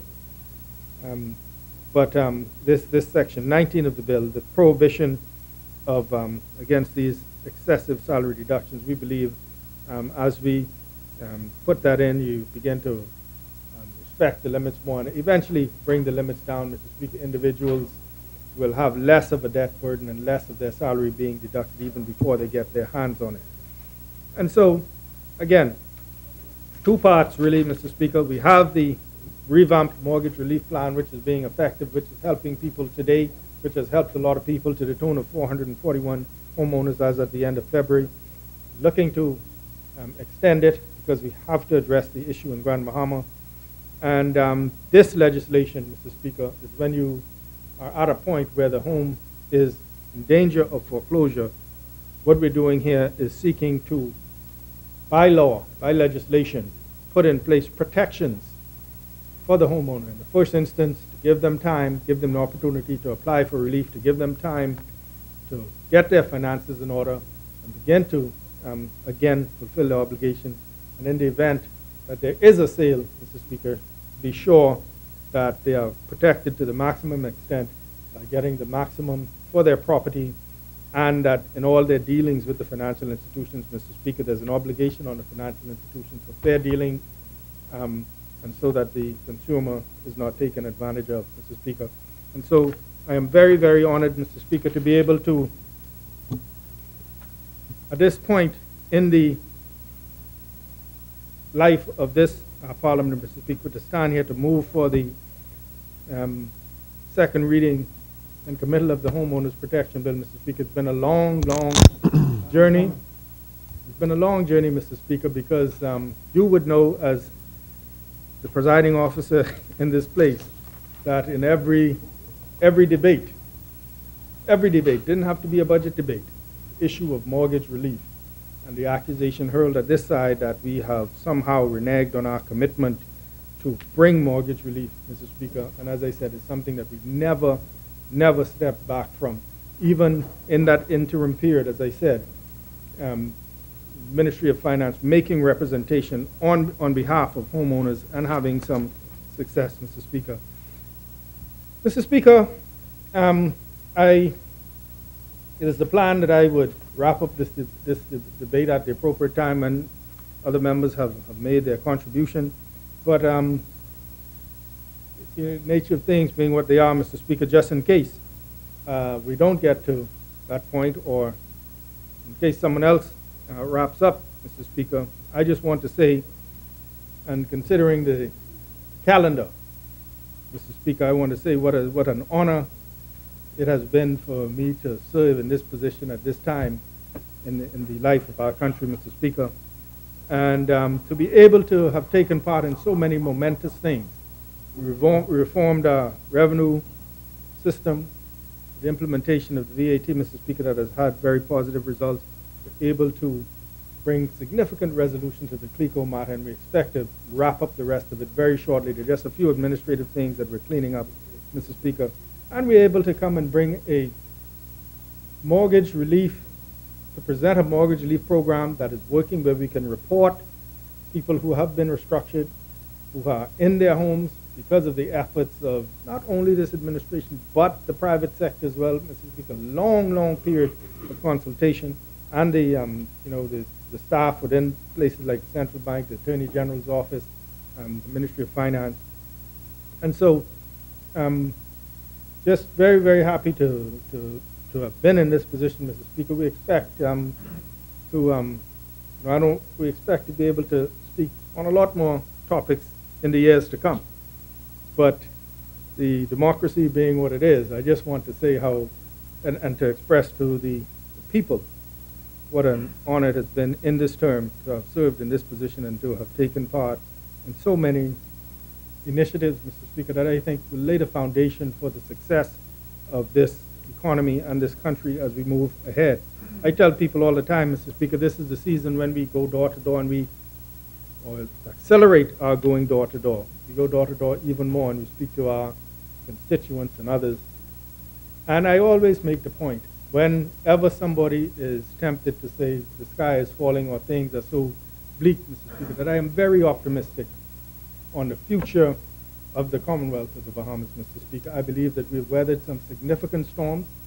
I believe we have come through in reasonably good shape, Mr. Speaker, and I think the foundation has been laid for this economy to take off for the reforms that we've been able to do in our institutions to enable us to better take advantage of it. And I think the future is very bright, Mr. Speaker.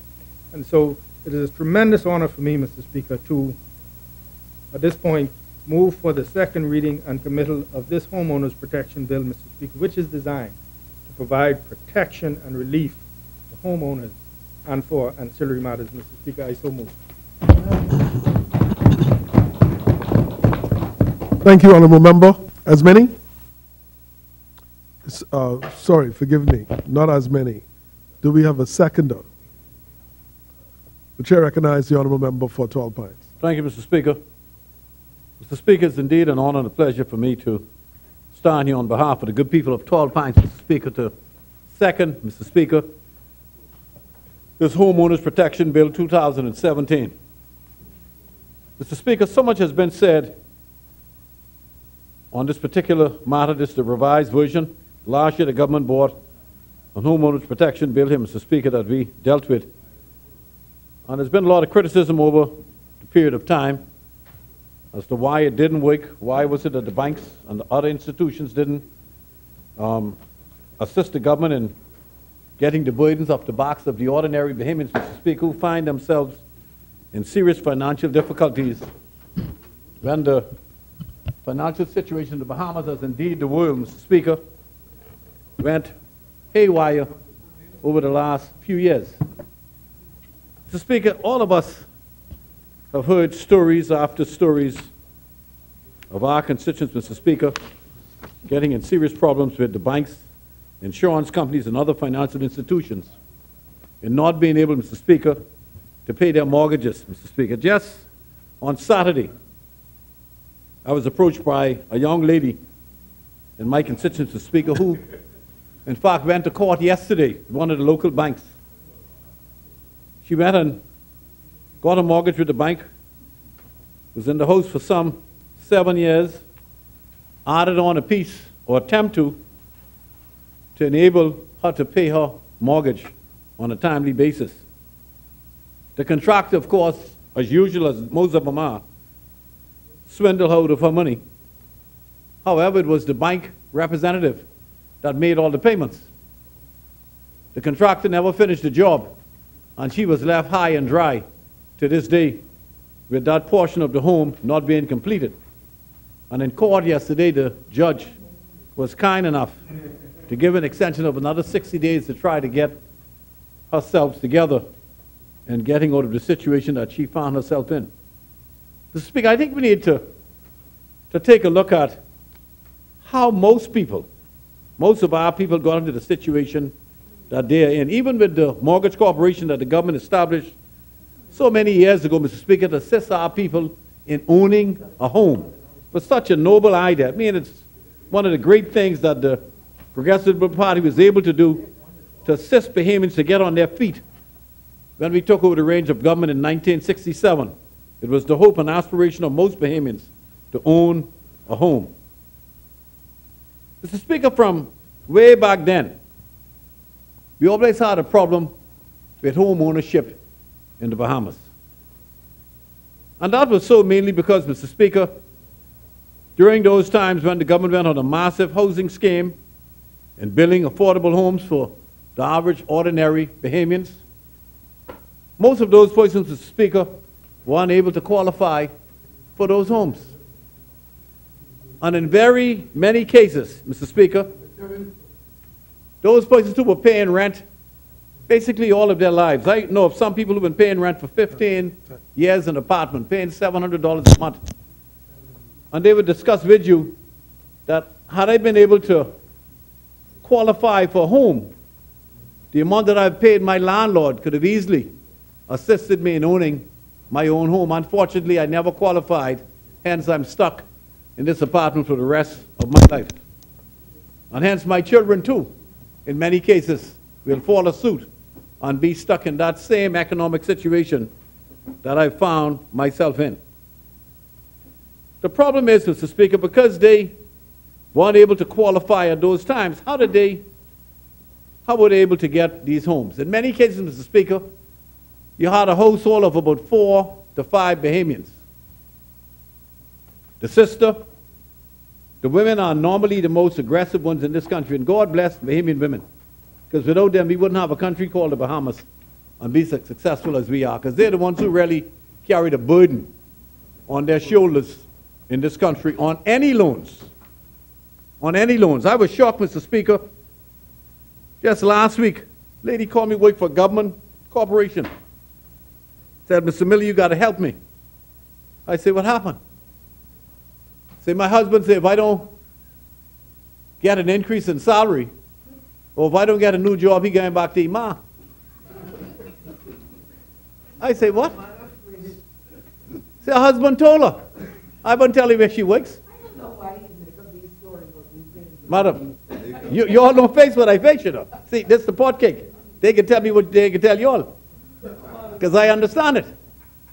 She was told by her husband that if she can't get an increase in salary, if she can't bring home more money, he guaranteed ma.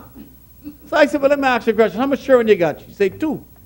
I said, well, what are you going to do with them? She said, well, his brother and sisters live with the man now, so we can't go there. I said, well, where you all going? So Mr. Miller, that's why you got to give me this increase. She called me this morning. No, this is serious business, you know. This is as serious as the day God made me.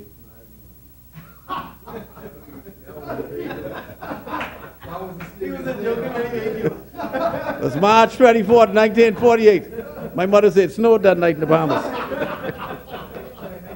But they had a hailstorm, put it that way. That's this month. Yeah, they did. But, Mr. Speaker, this is a true story.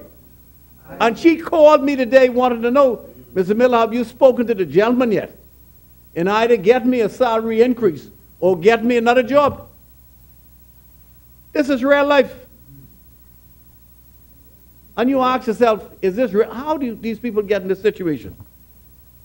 You know, women can take stress. And the women are the ones who carry the burden. In many cases, Mr. Speaker, how do they normally qualify for mortgage? As I said, you have 4 to 5 people in a home. The sister decides she wants a home. She has a job at an institution. She's making a couple of dollars, but she still don't qualify to pay the mortgage because she has a payment for a car and everything else. She's helping her mother and those pay the furniture bill. So the brother would say, well, listen, I can go sign with you. And all of us know that's what happens. At the mortgage corporation, 90% of their loans are signed by more than one person. The sister, the brother, the uncle, or the daddy, or the friend. And in many cases, the boyfriend, or whoever the better half is, would sign with you. It's real life now. 3, 4 years into the situation, someone loses their job. And everything goes down the drain. Yeah, that's what the fella do. The fella go live with him or find a new girlfriend and go live with her. These things happen every single day in this country, Mr. Speaker, because no one has the ability, in most cases, to qualify for those homes on the salaries that they are taking home. Sometimes the sister and brother, the sister gets married, so the other sister now has the burden of carrying the house. I had a situation where 2 sisters had this home, and she wanted to transfer the house when she was getting married over to her sister. The bank said, no, you can't transfer the house to your sister because you are the one who signed the mortgage. And she had to sell the home. This is what happens in this country, Mr. Speaker. So in very many cases, they start off in a situation that they cannot afford a home. But all of us have a desire, burning desire, to own something. I'm speaking on the home ownership. Is the greatest thrill and the greatest satisfaction that any of us can have, to have shelter that belongs to you, that when you go home from work, you can turn the key in the door and it's your home. There's nothing, there's not a greater feeling to any individual, I believe, than to be the owner of your own home. This is mine. This is my yard. This is my home. And it's the greatest investment that one can make. And it also, on the flip side, is the greatest disaster that one can face when you know that you're going to lose your home after 10 or 15 years of paying the mortgages. Mr. Speaker, on the other hand, what happens in many cases in our country is these excess fees and the high interest rate that is charged by these financial institutions in this country, that makes it more overbearing on the backs of the ordinary Bahamian, Mr. Speaker, who is really just earning a living to make ends meet. I met a lady last week who works at one of the hotels on Paradise Island. And she said to me, Mr. Miller, tell me why I should register. I said, you should register because you are a Bahamian. You're supposed to participate in the political affairs of your country if you want to change the government or whatever you want to do. You have that mandate and that right to change. She said, no. Tell me why I should vote. I said, that's right. Explain it. She said, but let me tell you why I ain't voting. She said, I worked in an entity on Paradise Island. I worked there for 17 years. And we had a sliding scale situation where you get a base pay of very little is your base pay, but your gratuity, your grats, take you up to a decent level. A new company came in and bought this company. The grat stops at 7%. They say after 7 years, your grats stop at that point. They were told first the grats were going to go as high as 17% as they work over the years. She'd been there for 17 years. But it stopped at 7%. She said, now, consider my plight. I've been working for 17 years. I haven't had an increase in 10 years. WAT just came in last year. Other expenses and the cost of living have gone up. How do you expect me to survive? She said, I'm not going to register, I'm not going to vote. Because you can't affect my life. My last MP couldn't affect my life. The government can't affect my life in a positive way because no one is going to tell the people who I work for that we have a right to have a union or that we should get incremental increases just for the cost of living increase from year to year. It hasn't happened and I'm not going to register. I said, listen. I say, just think about it again. See if you want, register. Even if you don't vote for me, I hope you vote for me, but if you don't, at least if you change your mind, you would have the right to vote. I ain't asking for your support because you're no registered voter, so you can't help me and you can't hurt me. But go and register. And I went back to the host just on Monday, say, you still ain't registering. Say, you didn't give me enough incentives for me to register. I said, well, there ain't nothing I can do with that. I said, at least, you know. But This is what people find themselves in. Now, you know, when you go to an institution, Mr. Speaker, most Bahamians who want to get a mortgage for home, you know, they don't ask what the interest rate is, you know. I was talking to an honorable member from Grand Bahama just now. He was indicating that, you know how many people go to the banks and borrow money to go on vacation? I mean, people borrow money to go on vacation. They go and borrow $10,000 and take the family on a cruise. And these are mostly poor, ordinary Bahamians. And they would pay that off till December. December come around and then it's furniture time again. You know, my good friend who used to own Furniture Plus, he's dead, God rest his soul, Tyrone. He said, Leslie, when we bring the furniture in from North Carolina, he said, by the time I let them pay the deposit, I didn't make 10%. And I would get their salary deduction for 2 years on furniture. And just like the Honorable Minister said, you know, it used to be 40% that you're going to take it out of the salary of the average, ordinary worker in the government sector. Now, I was standard been up to 75%. I remember the former Minister of State we had, Honorable James Smith, cap it at 60%. And it just keep creeping up, because you know what happens, Mr. Speaker? People who work in the government service, they will get a letter from the PS or someone who's in a position to sign that letter. And they would say, well, you can deduct so and so. And when they reach that point, they would wait till that person is sick or isn't to work and get somebody else to sign another letter. I know people in the public service today, in plenty government corporation, that makes up to $60,000 a year, but don't take home $600 a month. $60,000 a year and can't take home $600 a month by the time they finish those deductions. We have a society, Mr. Speaker, that is on the edge, Mr. Speaker, because Bahamians love to borrow, they love to go to Miami to shop, they love things that many of them cannot afford, and they get in serious financial trouble. Now, the government has done its best in coming up with all kind of incentives and all kind of plans, Mr. Speaker. But in most instances now in this country, even with wife and husband, Mr. Speaker, if one party was to get sick or lose a job, there's a 7 in 10 chance that they will lose their home. The mortgage rates are very high, and these additional charges that is pegged on to paying off your mortgages is prohibitive. I saw the member who's the chairman of the Consumer Protection Agency was hitting out at the banks yesterday about the high costs associated with getting loans in the Bahamas and these add-ons that they automatically put on your bill. You miss a payment, it could be as high as $100 or $200 for one payment. But most people don't even check. All the average payment want is the money. I need $10,000 to buy a new car, a used car out of Japan. They didn't even ask, what is the interest rate? Most of them, 90% of them don't ask. Because they go in there begging instead of negotiating. Because you're on your knees to get this car or to get this furniture, and especially a home. Most of them don't ask, and the banks take advantage in many cases of those poor persons. I don't want to use the word uneducated, because they are not uneducated. They are simply so happy to get the loan that they pay no attention to what they're paying back.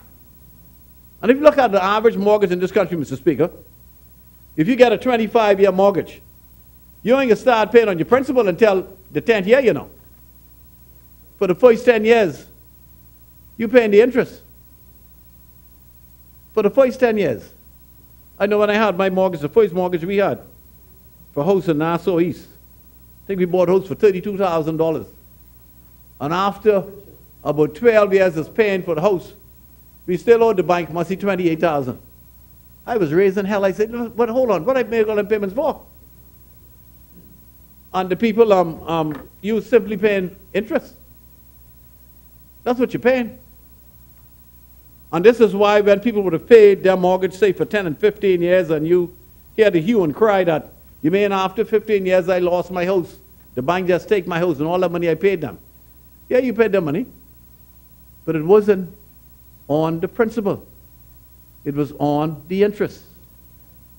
So we need to be more vigilant, and the Consumer Protection Agency need to have more teeth put into it to fight and to force these financial entities to be more fair and be more competitive. Because in the Bahamas, most of the rates are the same. You go to one bank, the other bank got the same rates. There's not the free market competition as you have in Canada, in the United States, in the big markets. Because right now, mortgage in the United States go anywhere from 3.5% to maximum of about 5% for 30-year mortgages. In the Bahamas, if you can get one around 8% or 10%, you're lucky. And this causes extreme poverty and extreme problems, financial problems for the average payment, because who is these average payments that get these houses, Mr. Speaker? Unfortunately, I would say in 70% of the cases, it is the single mother who carries the burden. In at least 70% of the cases, the single mother that carries that burden. She is the one that will make sure that that mortgage is paid. Because most Bahamian men are negligent in dealings with institutions. They leave that burden up to the wife, and she is the one who carries the burden. Because her love for her children and her concern for their welfare is invariably greater than the welfare of the man. And I hate to say that, but it's the truth. And because they carry the burden, Mr. Speaker, they are the ones who have to put up with all the harassment, Mr. Speaker, all the indignity of being called by the banks, people coming around, harassing them, taking their vehicle away, and of course, putting them out of their homes, Mr. Speaker. It's a vicious cycle that we continue to go through in our daily lives. And, you know, any break that the government can give these ordinary average Bahamians is most appreciated, Mr. Speaker, I'm sure, by all. Mr. Speaker, you know, last year, when I spoke on the first bill that the government brought here, I think the second one, revised bill, it was indicated then in the press that, in fact, one of our local banks, one of our major local foreign banks, Mr. Speaker, had sold their portfolio of bad loans to a Mexican group, 30 cents on the dollar. That's what they sold it for, 30 cents on the dollar. Now, if the mortgage corporation or a government entity, or even NIB, was in any financial position to purchase that portfolio, do you know the savings that could have been derived from that purchase? I'm just saying that the banks have latitude, that the banks can sometimes ease up on putting that added pressure on the average ordinary Bahamian, Mr. Speaker, because if you can sell your loans at 30 cents on the dollar, it means that you got latitude to work closely with these people to give them a break. Because things are tough, believe me. It ain't easy right now in this country. Hasn't been easy for the last few years. This has been a tough time for the ordinary Bahamian in this country. Very tough. The situation that was brought on by the start and closure of Bahama, Mr. Speaker, will resonate in our country for the next few years. For people just to get back on their feet. Who were there? 2,200 people were employed that lost their jobs. And most of them were home owners and breadwinners, still trying to get back on their feet, still trying to claw their way up to the surface, instead of being below ground financially, as most of them are still today. And I'm urging these financial institutions to work with your clients, work with those Bahamians who are prepared to work with you. But don't be rash in trying to sell their homes because you have the power and because you have the right under the agreement, the mortgage agreement, to do so. It is not fair. Because they would wish to own a home. They would wish to remain solvent, to enable them to leave something to their children. Because, you know, Mr. Speaker, all of us only have a certain time to be here, and all of us would wish to leave those that we have in this world, our sons and daughters, something of some meaning, that they wouldn't go through what many of us or many Bahamians would have gone through. So most of us in here are the fortunate ones that we had a good education. We've been able to rise to the occasion in many cases and been able to afford some of the good things in life. But I'm not concerned about those of us in here. I'm concerned about the ordinary Bahamian, Mr. Speaker, the ones who live in East Street in the Grove, Mr. Speaker, the ones who in Camp Road, the ones who live through McCullough Corner, Yes. the ones who been catching hell now for years and years and years and still catching hell, that we are our brothers' keepers, that we have a responsibility to them, Mr. Speaker, to do what is in their best interest, Mr. Speaker. Now, some people would complain, you know, that I know in the past, and I know experience of it, that fellas would sell your home and sell your assets from under you to the friends, to the cousins, to the buddies at below market prices. It still happens today. You know, you make one call, and in fact, you give the bank's portfolio to a friend and say, listen, go through this list, tick off what you want, and I'll finance it. And you can get the money from our bank. Because all they want to do is make that loan good. So if you have a good financial situation with your bank, or they know that you have the assets or the ability to repay the loan, their concern isn't who gets hurt. Their concern is we want our money. And whoever's in a position to enable us to get our money in the quickest time frame, that's who we're going to go with. But you're destroying lives along the way. Okay? You're hurting people who are ordinary, decent, hard-working Bahamians in trying to secure a future for their family. So we need also to ask them to have a social conscience, have the ability, Mr. Speaker, to realize that we are not all equal financially. That some of us are better off than our brothers or sisters, but we have an obligation to all of us, because all of us are Bahamians, and all of us have a stake in this country, and we need to assist those, Mr. Speaker, who need assistance. Again, Mr. Speaker, I think some of the pertinent aspects of this new bill, Mr. Speaker, is going to go a long way, Mr. Speaker, in assisting those families. For example, market value. You know, if you were to put so much in a home, and you find that your home is being sold, sometimes as much as 20, 30, 40% under the market value, it's painful. And then you still have a balance with the financial institution after they sell your house. The man says, I sold the house for $150,000, it's worth $250, but you still owe me $50 more.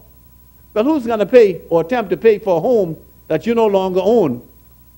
And as far as you're concerned, you have been undercut by them selling the bank for less than what you probably could have gotten for it. So it's good that some of those things are enshrined in this new bill, Mr. Speaker. And also, there are penalties that if someone from a financial institution sells to their cousin or the friend, and the courts, and you can prove that through the courts, they can be fined up to $200,000. If it's a company, and it's an individual, up to $100,000 for doing so. You know, so at least now, you know, you would be able to get some retribution from those persons who would have tried to undercut or undermine your efforts in trying to own a home. Mr. Speaker, so, you know, I think overall, it's a good situation that that the government is trying to present to us. We got a long way to go in really assisting the majority of those Bahamians, Mr. Speaker, in owning a home, and in fact, retaining the home is so important. Mr. Speaker, you know, years ago, when we bought our first home, you couldn't get the lawyer of your choice. The banks had certain legal entity's name that they would send you to. And they would charge you these prohibitive fees, and it just add on to your mortgage. They say, well, you got to go to such and such. That's who we deal with. This for the first time, not for the first time, but in this act, it now spells out that you can have the lawyer of your choice. You can do the same thing with an appraiser. Because in very many cases, depending on who the appraisers are and who the lawyers are, you can be paying these prohibitive fees that is unnecessary. I know of a situation where one of the persons in my constituency who tried to regain their house back had to pay the lawyer $10,000 in legal fees.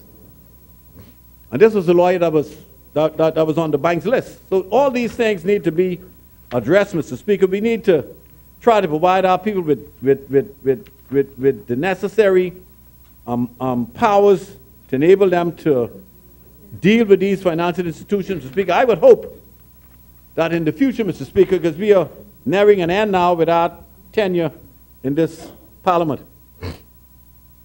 That the next time we come to this Parliament, Mr. Speaker, with a housing relief bill, that we would have sufficient funding, Mr. Speaker, to allow the Mortgage Corporation to have sufficient funding, Mr. Speaker, to really be a mortgage corporation that has the assets and the financial ability to carry the average ordinary Bahamian in getting their loans at an affordable rate. I think their rate is some 6%. And if we can decrease that to about 4 to 5%, Mr. Speaker, that would go a long way in really assisting Bahamians. Who is going for? We ain't got no quorum?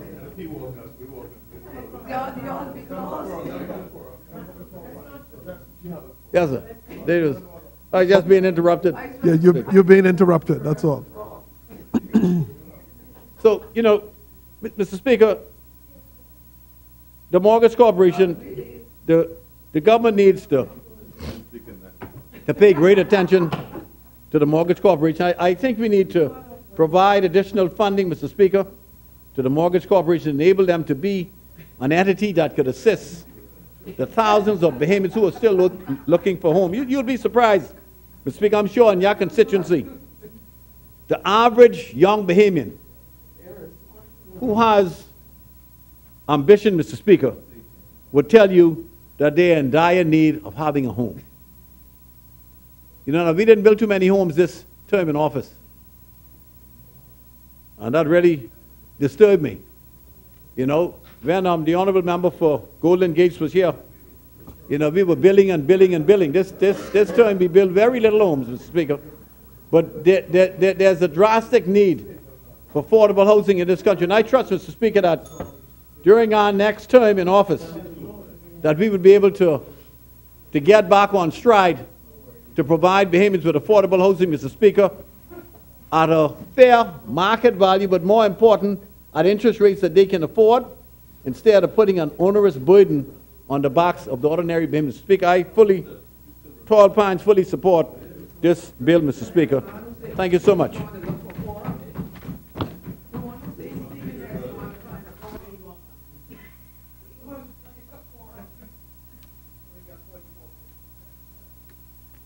Thank you, Honourable Member.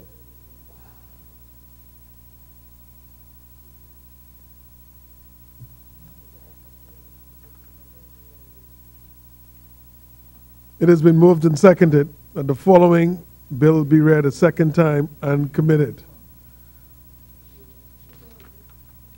A bill for an act to provide protection and relief to homeowners and for ancillary matters. As many? Member for Fox Hill, you recognize? I move we suspend the House for 10 minutes. Do we have a second? It's moved and seconded that the business of this House suspends for 10 minutes. As many as unfavorable will remain seated. Those opposed will stand. The business of this House suspends for 10 minutes. All right.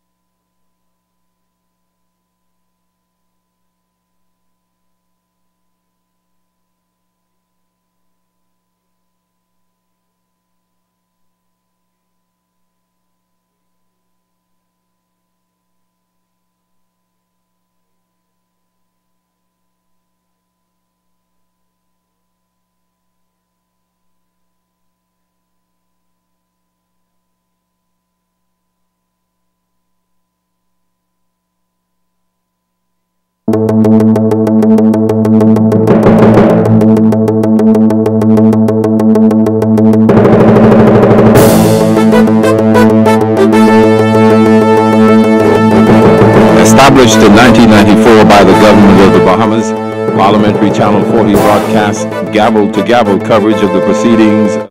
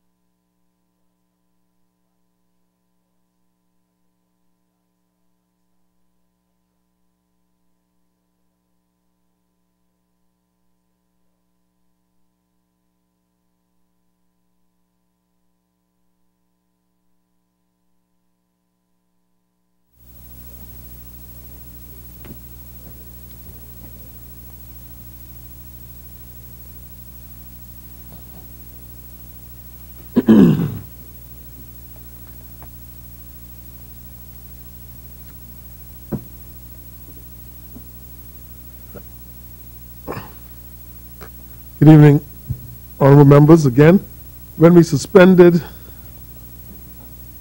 we were debating by way of second reading and committal the homeowners protection bill. The mover moved and the seconder seconded. And now we are prepared for the debate to commence, but I'll invite the member for Bain and Grandstand to also pass a resolution to move beyond 7 p.m. Chair recognizes honorable member for Bain and Grandstown. Yes, Mr. Speaker, having regard to the time, I wish to move the following resolution. Resolve that the business of this House to continue beyond 7 p.m. on Wednesday, 1st of March, 2017. Moved and seconded that the business of this House extend beyond 7 p.m. on Wednesday, the 1st of March, 2017. As many as in favor remain seated. Those opposed will stand. The business of this House will extend beyond 7 p.m. As many? As many? The chair recognizes the honorable member for Montague.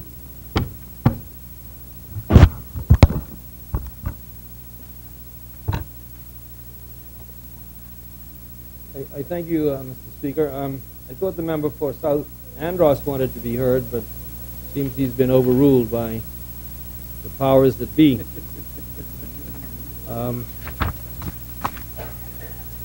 Why? Speaker, I arise on behalf of the good people of Montague and to make my contribution with regard to the homeowners protection bill. Mr. Speaker, there are a few little housekeeping matters that I would wish to address before I commence my contribution.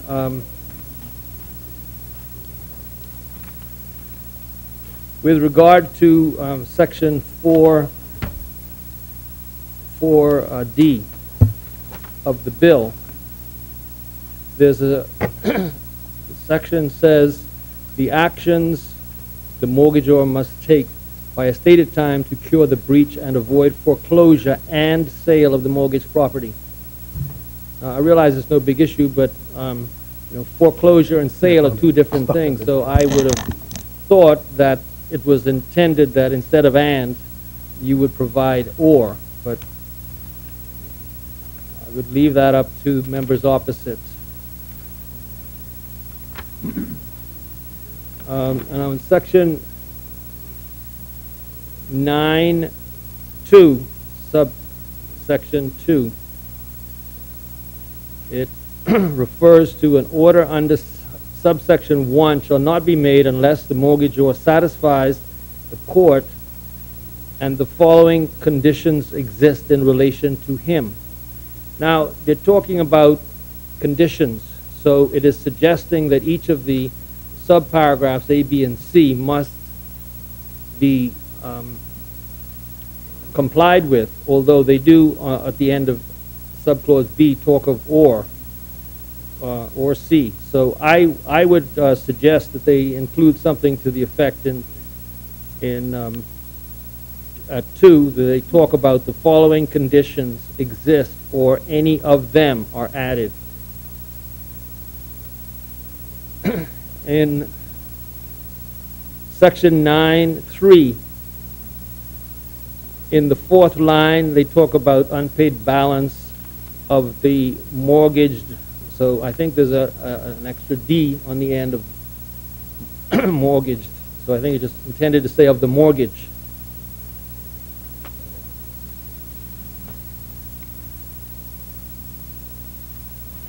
Now in 11(5),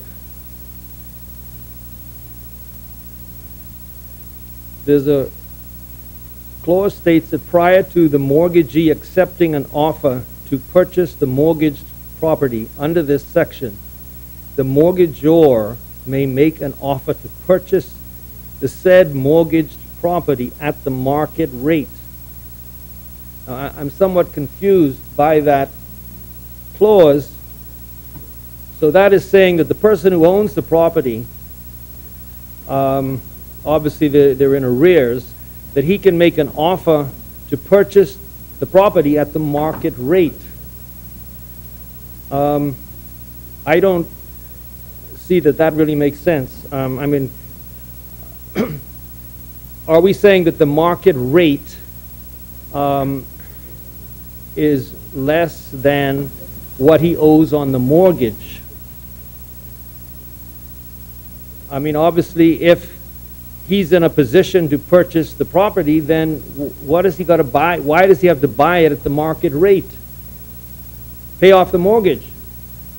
So unless there's something in that clause that I'm not aware of, I think it doesn't make sense the way it's stated. Why buy your property for the market rate when all you need to do is pay off the mortgage? On subclause 7 at the end of, this is section 11, subclause 7, there's an extra "the" at the end of that, the first line.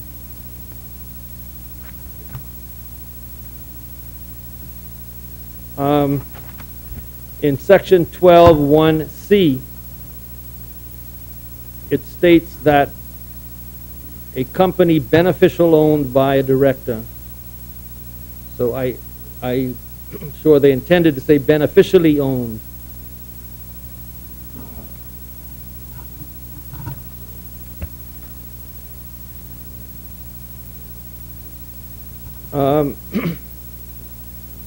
In section 15, subclause 1, the first line goes on to say, a mortgagor may, not more than twice in any year, request in writing to the mortgagee. Now,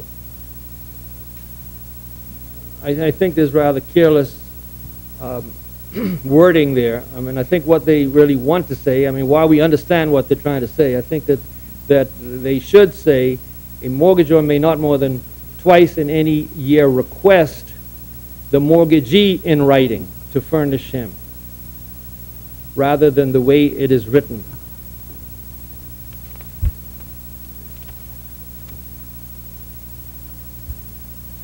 In section 20, subsection 2, in the second line, they talk about an employer shall not be liable for breach of section 19(1) where he shows he reasonably acted upon representations.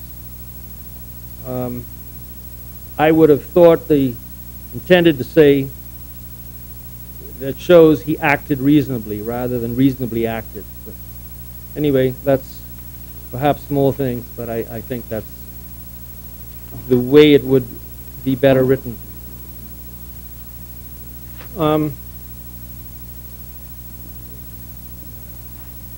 Now, Mr. Speaker, the first thing that struck me with regard to this legislation is that while it is very important that there is some protection for a homeowner, when you think of it, if the bill effectively creates a process for going to court in order to protect your interest. Now, of course, most persons that are in default, they don't have any extra money to go and pay a lawyer, to go to court, to deal with an application. And the member for Golden Isles, when he presented the bill, with respect, I think he glossed over a lot of these different issues. So when you think that they're going to take legal action, who's going to provide the money to enable them to take legal action? Chances are they don't have it. Now, there is an attempt here in section 22E, 22(1)E, where they provide that a fund is to be created, the implementation of such other measures to assist a mortgagor with legal and other fees where such mortgagor, by virtue of his financial inability, is unable to make an application under this act. Now, we're all very well aware, Mr. Speaker, of the financial constraints which are being experienced by this government. So to throw in here loosely a clause that they're going to create a fund, I think without more, one can understand why anyone would be skeptical about this ever happening. Where is this fund? Where's the money coming from? We don't have money to pay police department for overtime. And the list goes on. It's endless list of debts that are owed by this government, and yet we're talking now about providing a fund to enable homeowners to take legal action against the bank. And I think that this is simply part of the whole issue with regard to this bill.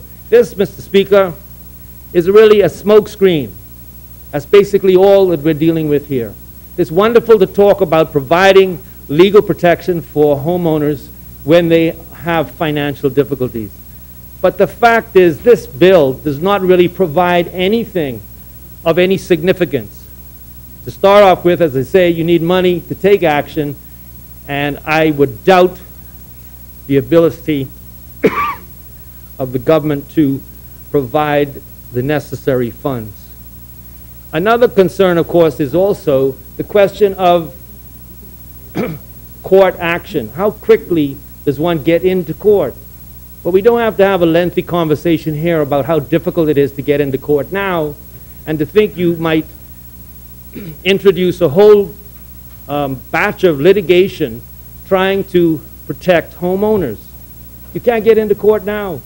So unless there's another bill around the corner that's going to provide for an increase in the judiciary to enable them to deal with these matters, it becomes illusionary. You're in a critical position. You're losing your home, and you want to go to court for relief, and you can't get into court to make the application, or you're going to have to rush down and seek an injunction. It's just, as I say, this whole thing is just illusionary. This is just smokescreen the government throws out there to make people think that they're making some huge effort to help them in their time of need. Not going to happen. Not going to happen. And so when we hear talk of all of the wonders that have been done already, where were they done? 400 cases that have been helped? We've sat back, and government want to make us feel that this is the most important piece of legislation, or one of the most important, a part of their platform, their major platform, and they're going to, they've assiduously followed this and made sure that the protection has been provided to homeowners from the moment they came in. And here we are from the 7th of May 2012 to February 2017, literally months before a general election, and you want the people to feel that you've had their back for 5 years. You've sat on your back for 5 years. That's the problem. And that is why this is simply a total smokescreen. Well, I might have said you sat on something else. Member. You sat on your back. Careful. I'm talking about sitting on your back, Mr. Address Speaker. the chair, honorable member. So, so when we don't come to this house, and you know, and Mr. Speaker, also, if one wants to consider the significance that this government gives to this bill, we had to have a break here because they didn't have a quorum. How serious are they about it? Are they serious? There were less than 8 members of government basically here for the entire sitting. That's right. And that is all they've been dealing with. Here they want to say this bill is such an important bill. They don't even have the time and the energy or whatever it is to come here and make some representation. This is supposed to be a most important piece of legislation, and they're all gone. How important is this bill? And what benefits have they given us over the last 5 years? I dare say very little. All of these, there's a suggestion by the member for Golden Isles that they help 400 people. Well, I would guarantee the majority of the situations here have been dealt with not by government interference, by simple basic bank interference. Why are they going to want 5,000 homes sitting out there for sale when they can sit and negotiate with an owner? They seem to suggest that no bank is prepared to sit and negotiate with the owners. Well, that would not make sense. It would simply not make sense. So you go and you suggest that you're putting all kind of provisions in here to protect the people. Half of the provisions in here are already in the legal documentation. I would guarantee, and I don't need to look at the mortgages, a standard type mortgage that's used by most of the banks. They each have little twerks and so on. But they're all basically the same. The same protection is in the bill, in the mortgages which now exist. The same provisions which say you have to give notice before you sell a person's property. They would want us to believe that at present a bank can go and simply sell your property, don't give you notice, and now they want to suggest that they're coming to the rescue now, where they've been in the horizon for 5 years. They now landed on our doorstep months before an election, and they're the knight in shining armor, and they're going to save the day. Well, they've been asleep, Mr. Speaker. So don't come to this House as if this is some major piece of legislation which they have been rescuing the nation. They've wasted 5 years to deal with this. It's like the freedom of information. They want to make out, oh, we had to make sure it was right. We sat around for 5 years and bring that in at the last minute again. This government, they're asleep. They're totally asleep and want to make the people feel that they're doing something. They're doing nothing. All of these provisions are already they're either in the mortgage documentation which exists, or, Mr. Speaker, the general law protects you.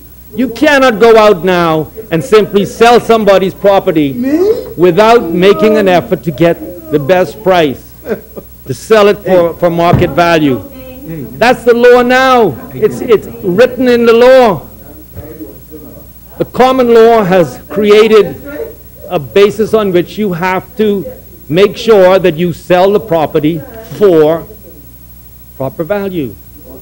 So there's nothing in here that doesn't already exist. Yet this government wants to make us feel that they're doing something that is special. Nothing. There's nothing in this bill that is revolutionary to change anything. We'd all recall, was it 3 years ago, there was this big announcement that they were going to bring in, I guess it was their first bill for mortgage relief. The very first weeks that it was there, the individual in charge of VAT was having his house sold. Prime Minister phones him up. Nothing happens. He's out the house. So the bill didn't provide protection in any way. There was no protection in the bill. And at the end of the day, the problem is people need a job. People need work. That is the reason that people are losing their homes. Now, it is a terrible thing to lose your home. I understand that, Mr. Speaker, but the fact remains that is the primary concern. Don't sit and talk about, we're going to save you. They're not providing any protection that basically does not already exist.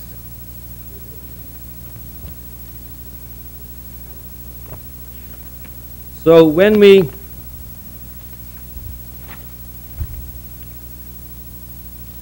now, as I said, to be realistic, Mr. Speaker, where are we going to find the court time to deal with these matters? I dare say the courts are not going to be available to help you if one has to rely on the courts.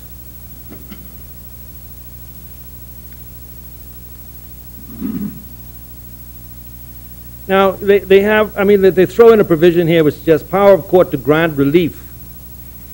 They provide that if it appears to the court that in the event of its exercising the powers of sale, the mortgagor is likely within 6 months to be able to pay principal and accrued interest at a specified time. You trying to tell me a bank couldn't work that out? You got to go to court to have that proved? Get an individual going to go to court, to waste his time going to court and say, I'm going to have the money in 6 months or whatever. Here's the evidence that shows that I will have that money available. Go to the bank. Don't waste your time going to court. You don't need bank protection for that. This is a nonsense. If you're able to pay it in 6 months and you need to go to court to have them sanction that.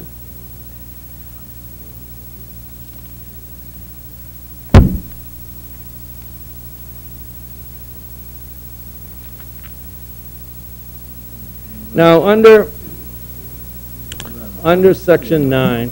Member yields. The chair recognizes member for Fox Hill. Yes, sir. I was just seeking some clarification on this. Is it the member's assertion that the powers in 8 and 9 exist in the existing law? Is that what you're saying? Because I think the assertion you were making is there's nothing new in this bill, that everything already exists. So these powers exist right now in 8 and 9 of the bill. Just seeking to find out.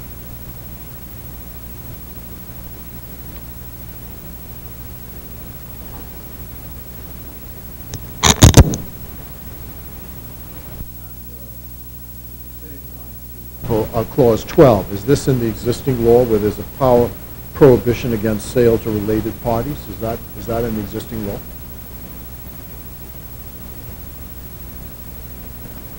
Member for Monacan. I'm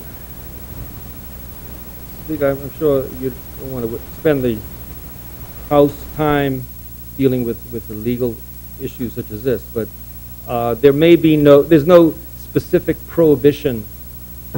Okay, with regard to Section 12, there's no specific legal provision that says you can't sell to your brother, your sister, whatever.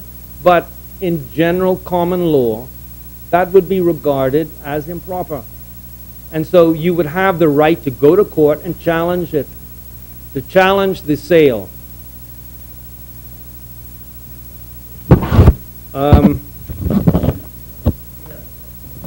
The member yields. The chair recognizes member for Fox Hill. I knew that would be the answer. I figured that would be the answer. Well, I wanted to see if you agreed with my position on the matter, except that right now it's not an offense to do so. And the mischief that this section in particular would be designed to cure is there's so many examples of people in banks who are engaged in self-dealing. I think this is what it's designed to get at, that, you tell your friend there's a property, just go around the corner, have a look, put in a brief, and then it's sold to you. That's a friend, not a family member. Well, I used friend, a person who, by their nature of their intimate relationship with the director or employee. What's that? And I wish that Amicus. That's what that means in Latin. So I'm saying it's an offense. And the only thing I was seeking to say is that the member was asserting that there is nothing new, that already exists in the law. And then with regard to those other provisions, 8 and 9, I don't know if his position agrees with me there, but I thought the nub of this is that the court for the first time can actually exercise an equitable power to postpone the sale. I think. And I don't think that exists in the law at the moment, even though it's informally done. Thank you, Honourable Member. Member for Montague. Yes, Mr. Speaker. What I said from the outset was that in many instances you don't need to go to court. You go to the lending institution and you provide evidence of your ability to pay. You provide them with details of your financial constraints, and rather than have another 500 houses added to the list of houses which have been repossessed, the bank would and has the legal ability to go ahead and deal with such a request. And I am suggesting, as I did earlier, that so many of these matters are matters that they deal with now directly with the bank. You don't need to go to court to have that. And you don't need to go to court when you can't find a lawyer, you can't pay for a lawyer to represent you. Particularly your house being sold, you don't have any money to spend, any extra funds to go and spend on a lawyer. Now the one thing, perhaps I got a little carried away with was saying there are none. There are one or two little provisions in there. I will concede that to Member Foxhill. You have a penalty which is being provided. There's no statutory penalty provided under existing laws if you breach the statute and you sell to a friend or family. So that is additional.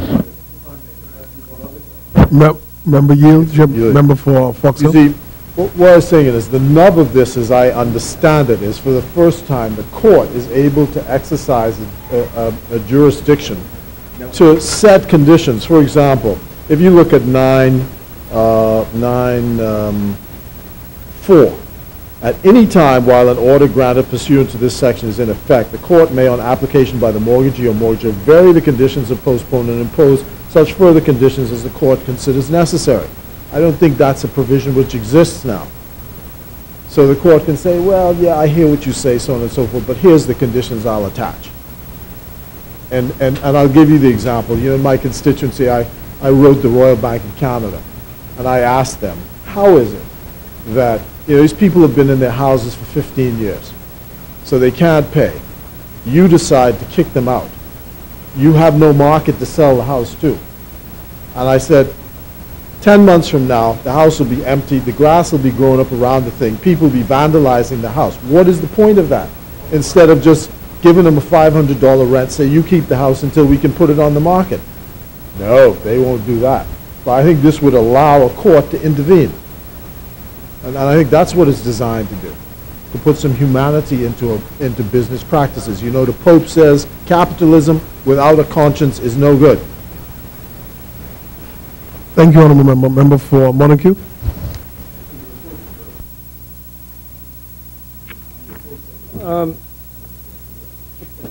Mr. Speaker, it is my understanding of the law at this time that you would have the right, you would still have a right to go to court in a situation such as the member has suggested, where your house is being sold and there are factors which you would wish a court to take into account to give you some time to organize your finances. I have no doubt that the legal framework is in existence now, which would enable you to make that application. This is simply legislating what in most instances already exists. So the only, well, another major difference is that there is a provision which states that if your property is sold, at present, if you sell your property, if a bank or lender sells your property, then, and after the sale and you've applied the proceeds to the loan, you still owe money. There is a provision that if you've been living in the house for, I think it's more than half of the term of the loan, or you've paid more than think it's half of the mortgage principal and interest, that the lender would not be able to come after you for any difference if they don't get enough money on a sale to sell your house. So that there is that addition, which, well, three differences. Well, we understand there are three differences. So don't suggest that here we have, Mr. Speaker, we've had 5 years. This government has had 5 years to deal with this, and they want to come in now on the eve of a general election and try and tell us they've done such wonderful things. They've been looking after your interests. Chances are this thing won't even become law until until the next election. So don't come and suggest to the Bahamian people that they have been so deeply concerned with the interest of the people, and they have been vigilantly protecting them for 5 years. They've been doing nothing. They're sitting on their behinds, and here we are now, 5 years later, finally come up with something.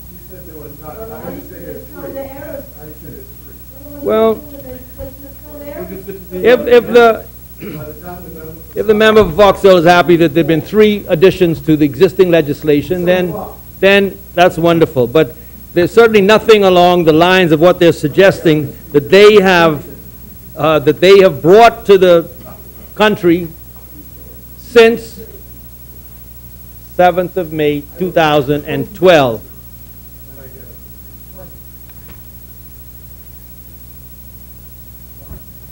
Now, there's a provision here in section 14, and I'm not quite sure what the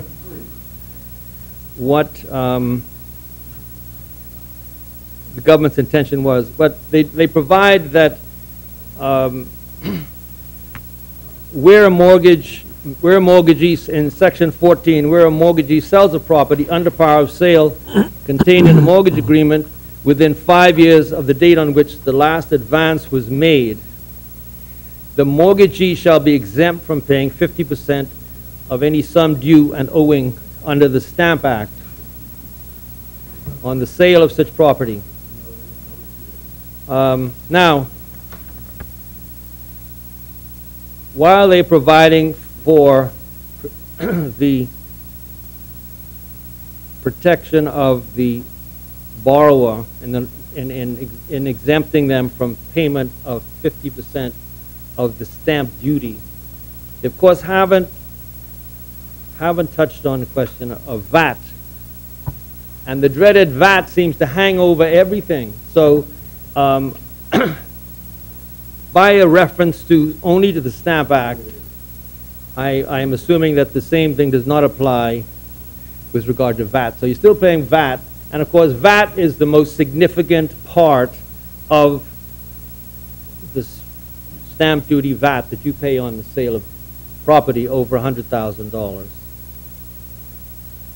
So the benefit is really very limited. So although the member for Golden Isles didn't touch on it, I'm sure some other member may, and suggest that there's been some wonderful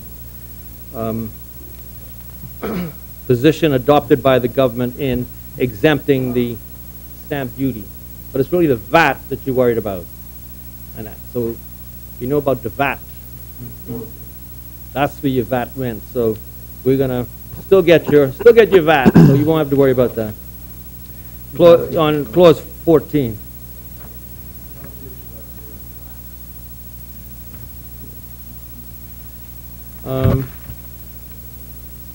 Now there is a provision that the mortgagee has the right to retain their counsel. And no, I think that's existed before under one of your previous bills. But the fact is that if the bank is going to pay its own legal fees, then you must realize that some someone's going to pay for it somewhere. So if the bank is paying their fee, it's part of the expense of granting the mortgage. So it would no doubt, as I said, be taken into account in calculating the stamp, the interest rate perhaps that one pays. Now, you know, the financial situation in the country is just something that the government seems to just gloss over, and you wonder whether they remember what is going on in the country. So I understand today that, or maybe it was previously, that again, another one of our major banks here, I understand, closing branches. I'm told that the Royal Bank of Canada is closing 4 of its branches. And so these are all very serious issues, Mr. Speaker. And again, as I said, our government seems to gloss over them, and it doesn't seem to concern them. But it's all part of the real financial crisis that we're facing, and until government starts facing the reality of it, you're going to have more banks closing. Well, you know, again, you see, our members opposite would seek to have a little laugh. No, of course, that's the last one that's ever going to be closed. Why are you closing 4 now? Because chances are... Point of order. Member for Foxhill. The member said, this is what he said, unless or until the government faces the reality that more banks are going to close. That's a non sequitur. First of all, how do we face reality? Show me how to face reality. Where is reality? So I can look at it and say, this is my face, and I'm facing reality. So you're talking by analogy, which the member, one of your leaders, said she don't want you to be doing in it, right? We was talking declarative sentences. So we face reality. So, okay, we face reality. And until we do that, more banks are going to close? Well, how does that make any sense? That's what we're laughing about, because it's a non sequitur. Thank you, honourable member. Member for Montecchio. I'll let the member deal with his non sequiturs. But I don't intend to answer any more of his questions at this stage. But what I am simply saying on closing, Mr. Speaker, is that while we support this bill, there are so many issues which... Continue, honourable member. You have 40 seconds.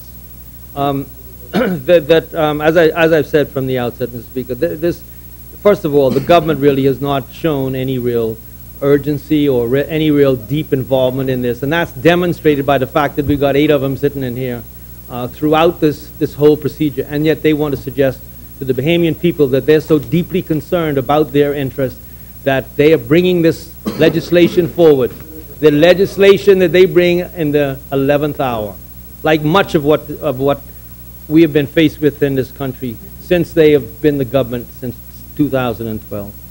But I support the bill, Mr. Speaker, and no doubt I just want the public to be aware that the benefits that they may perceive that are going to be coming out of this bill are really illusionary. Thank you, Mr. Speaker.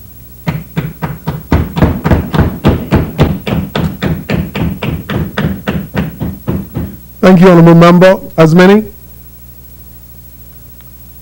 Chair recognized. The member yields. Member for South Andros yields. Member for Bain and Grandstand, you recognize? Mr. Speaker, I'm going to move the suspension.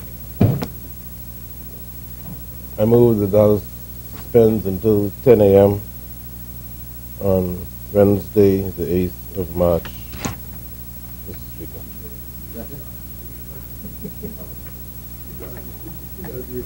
Secondly.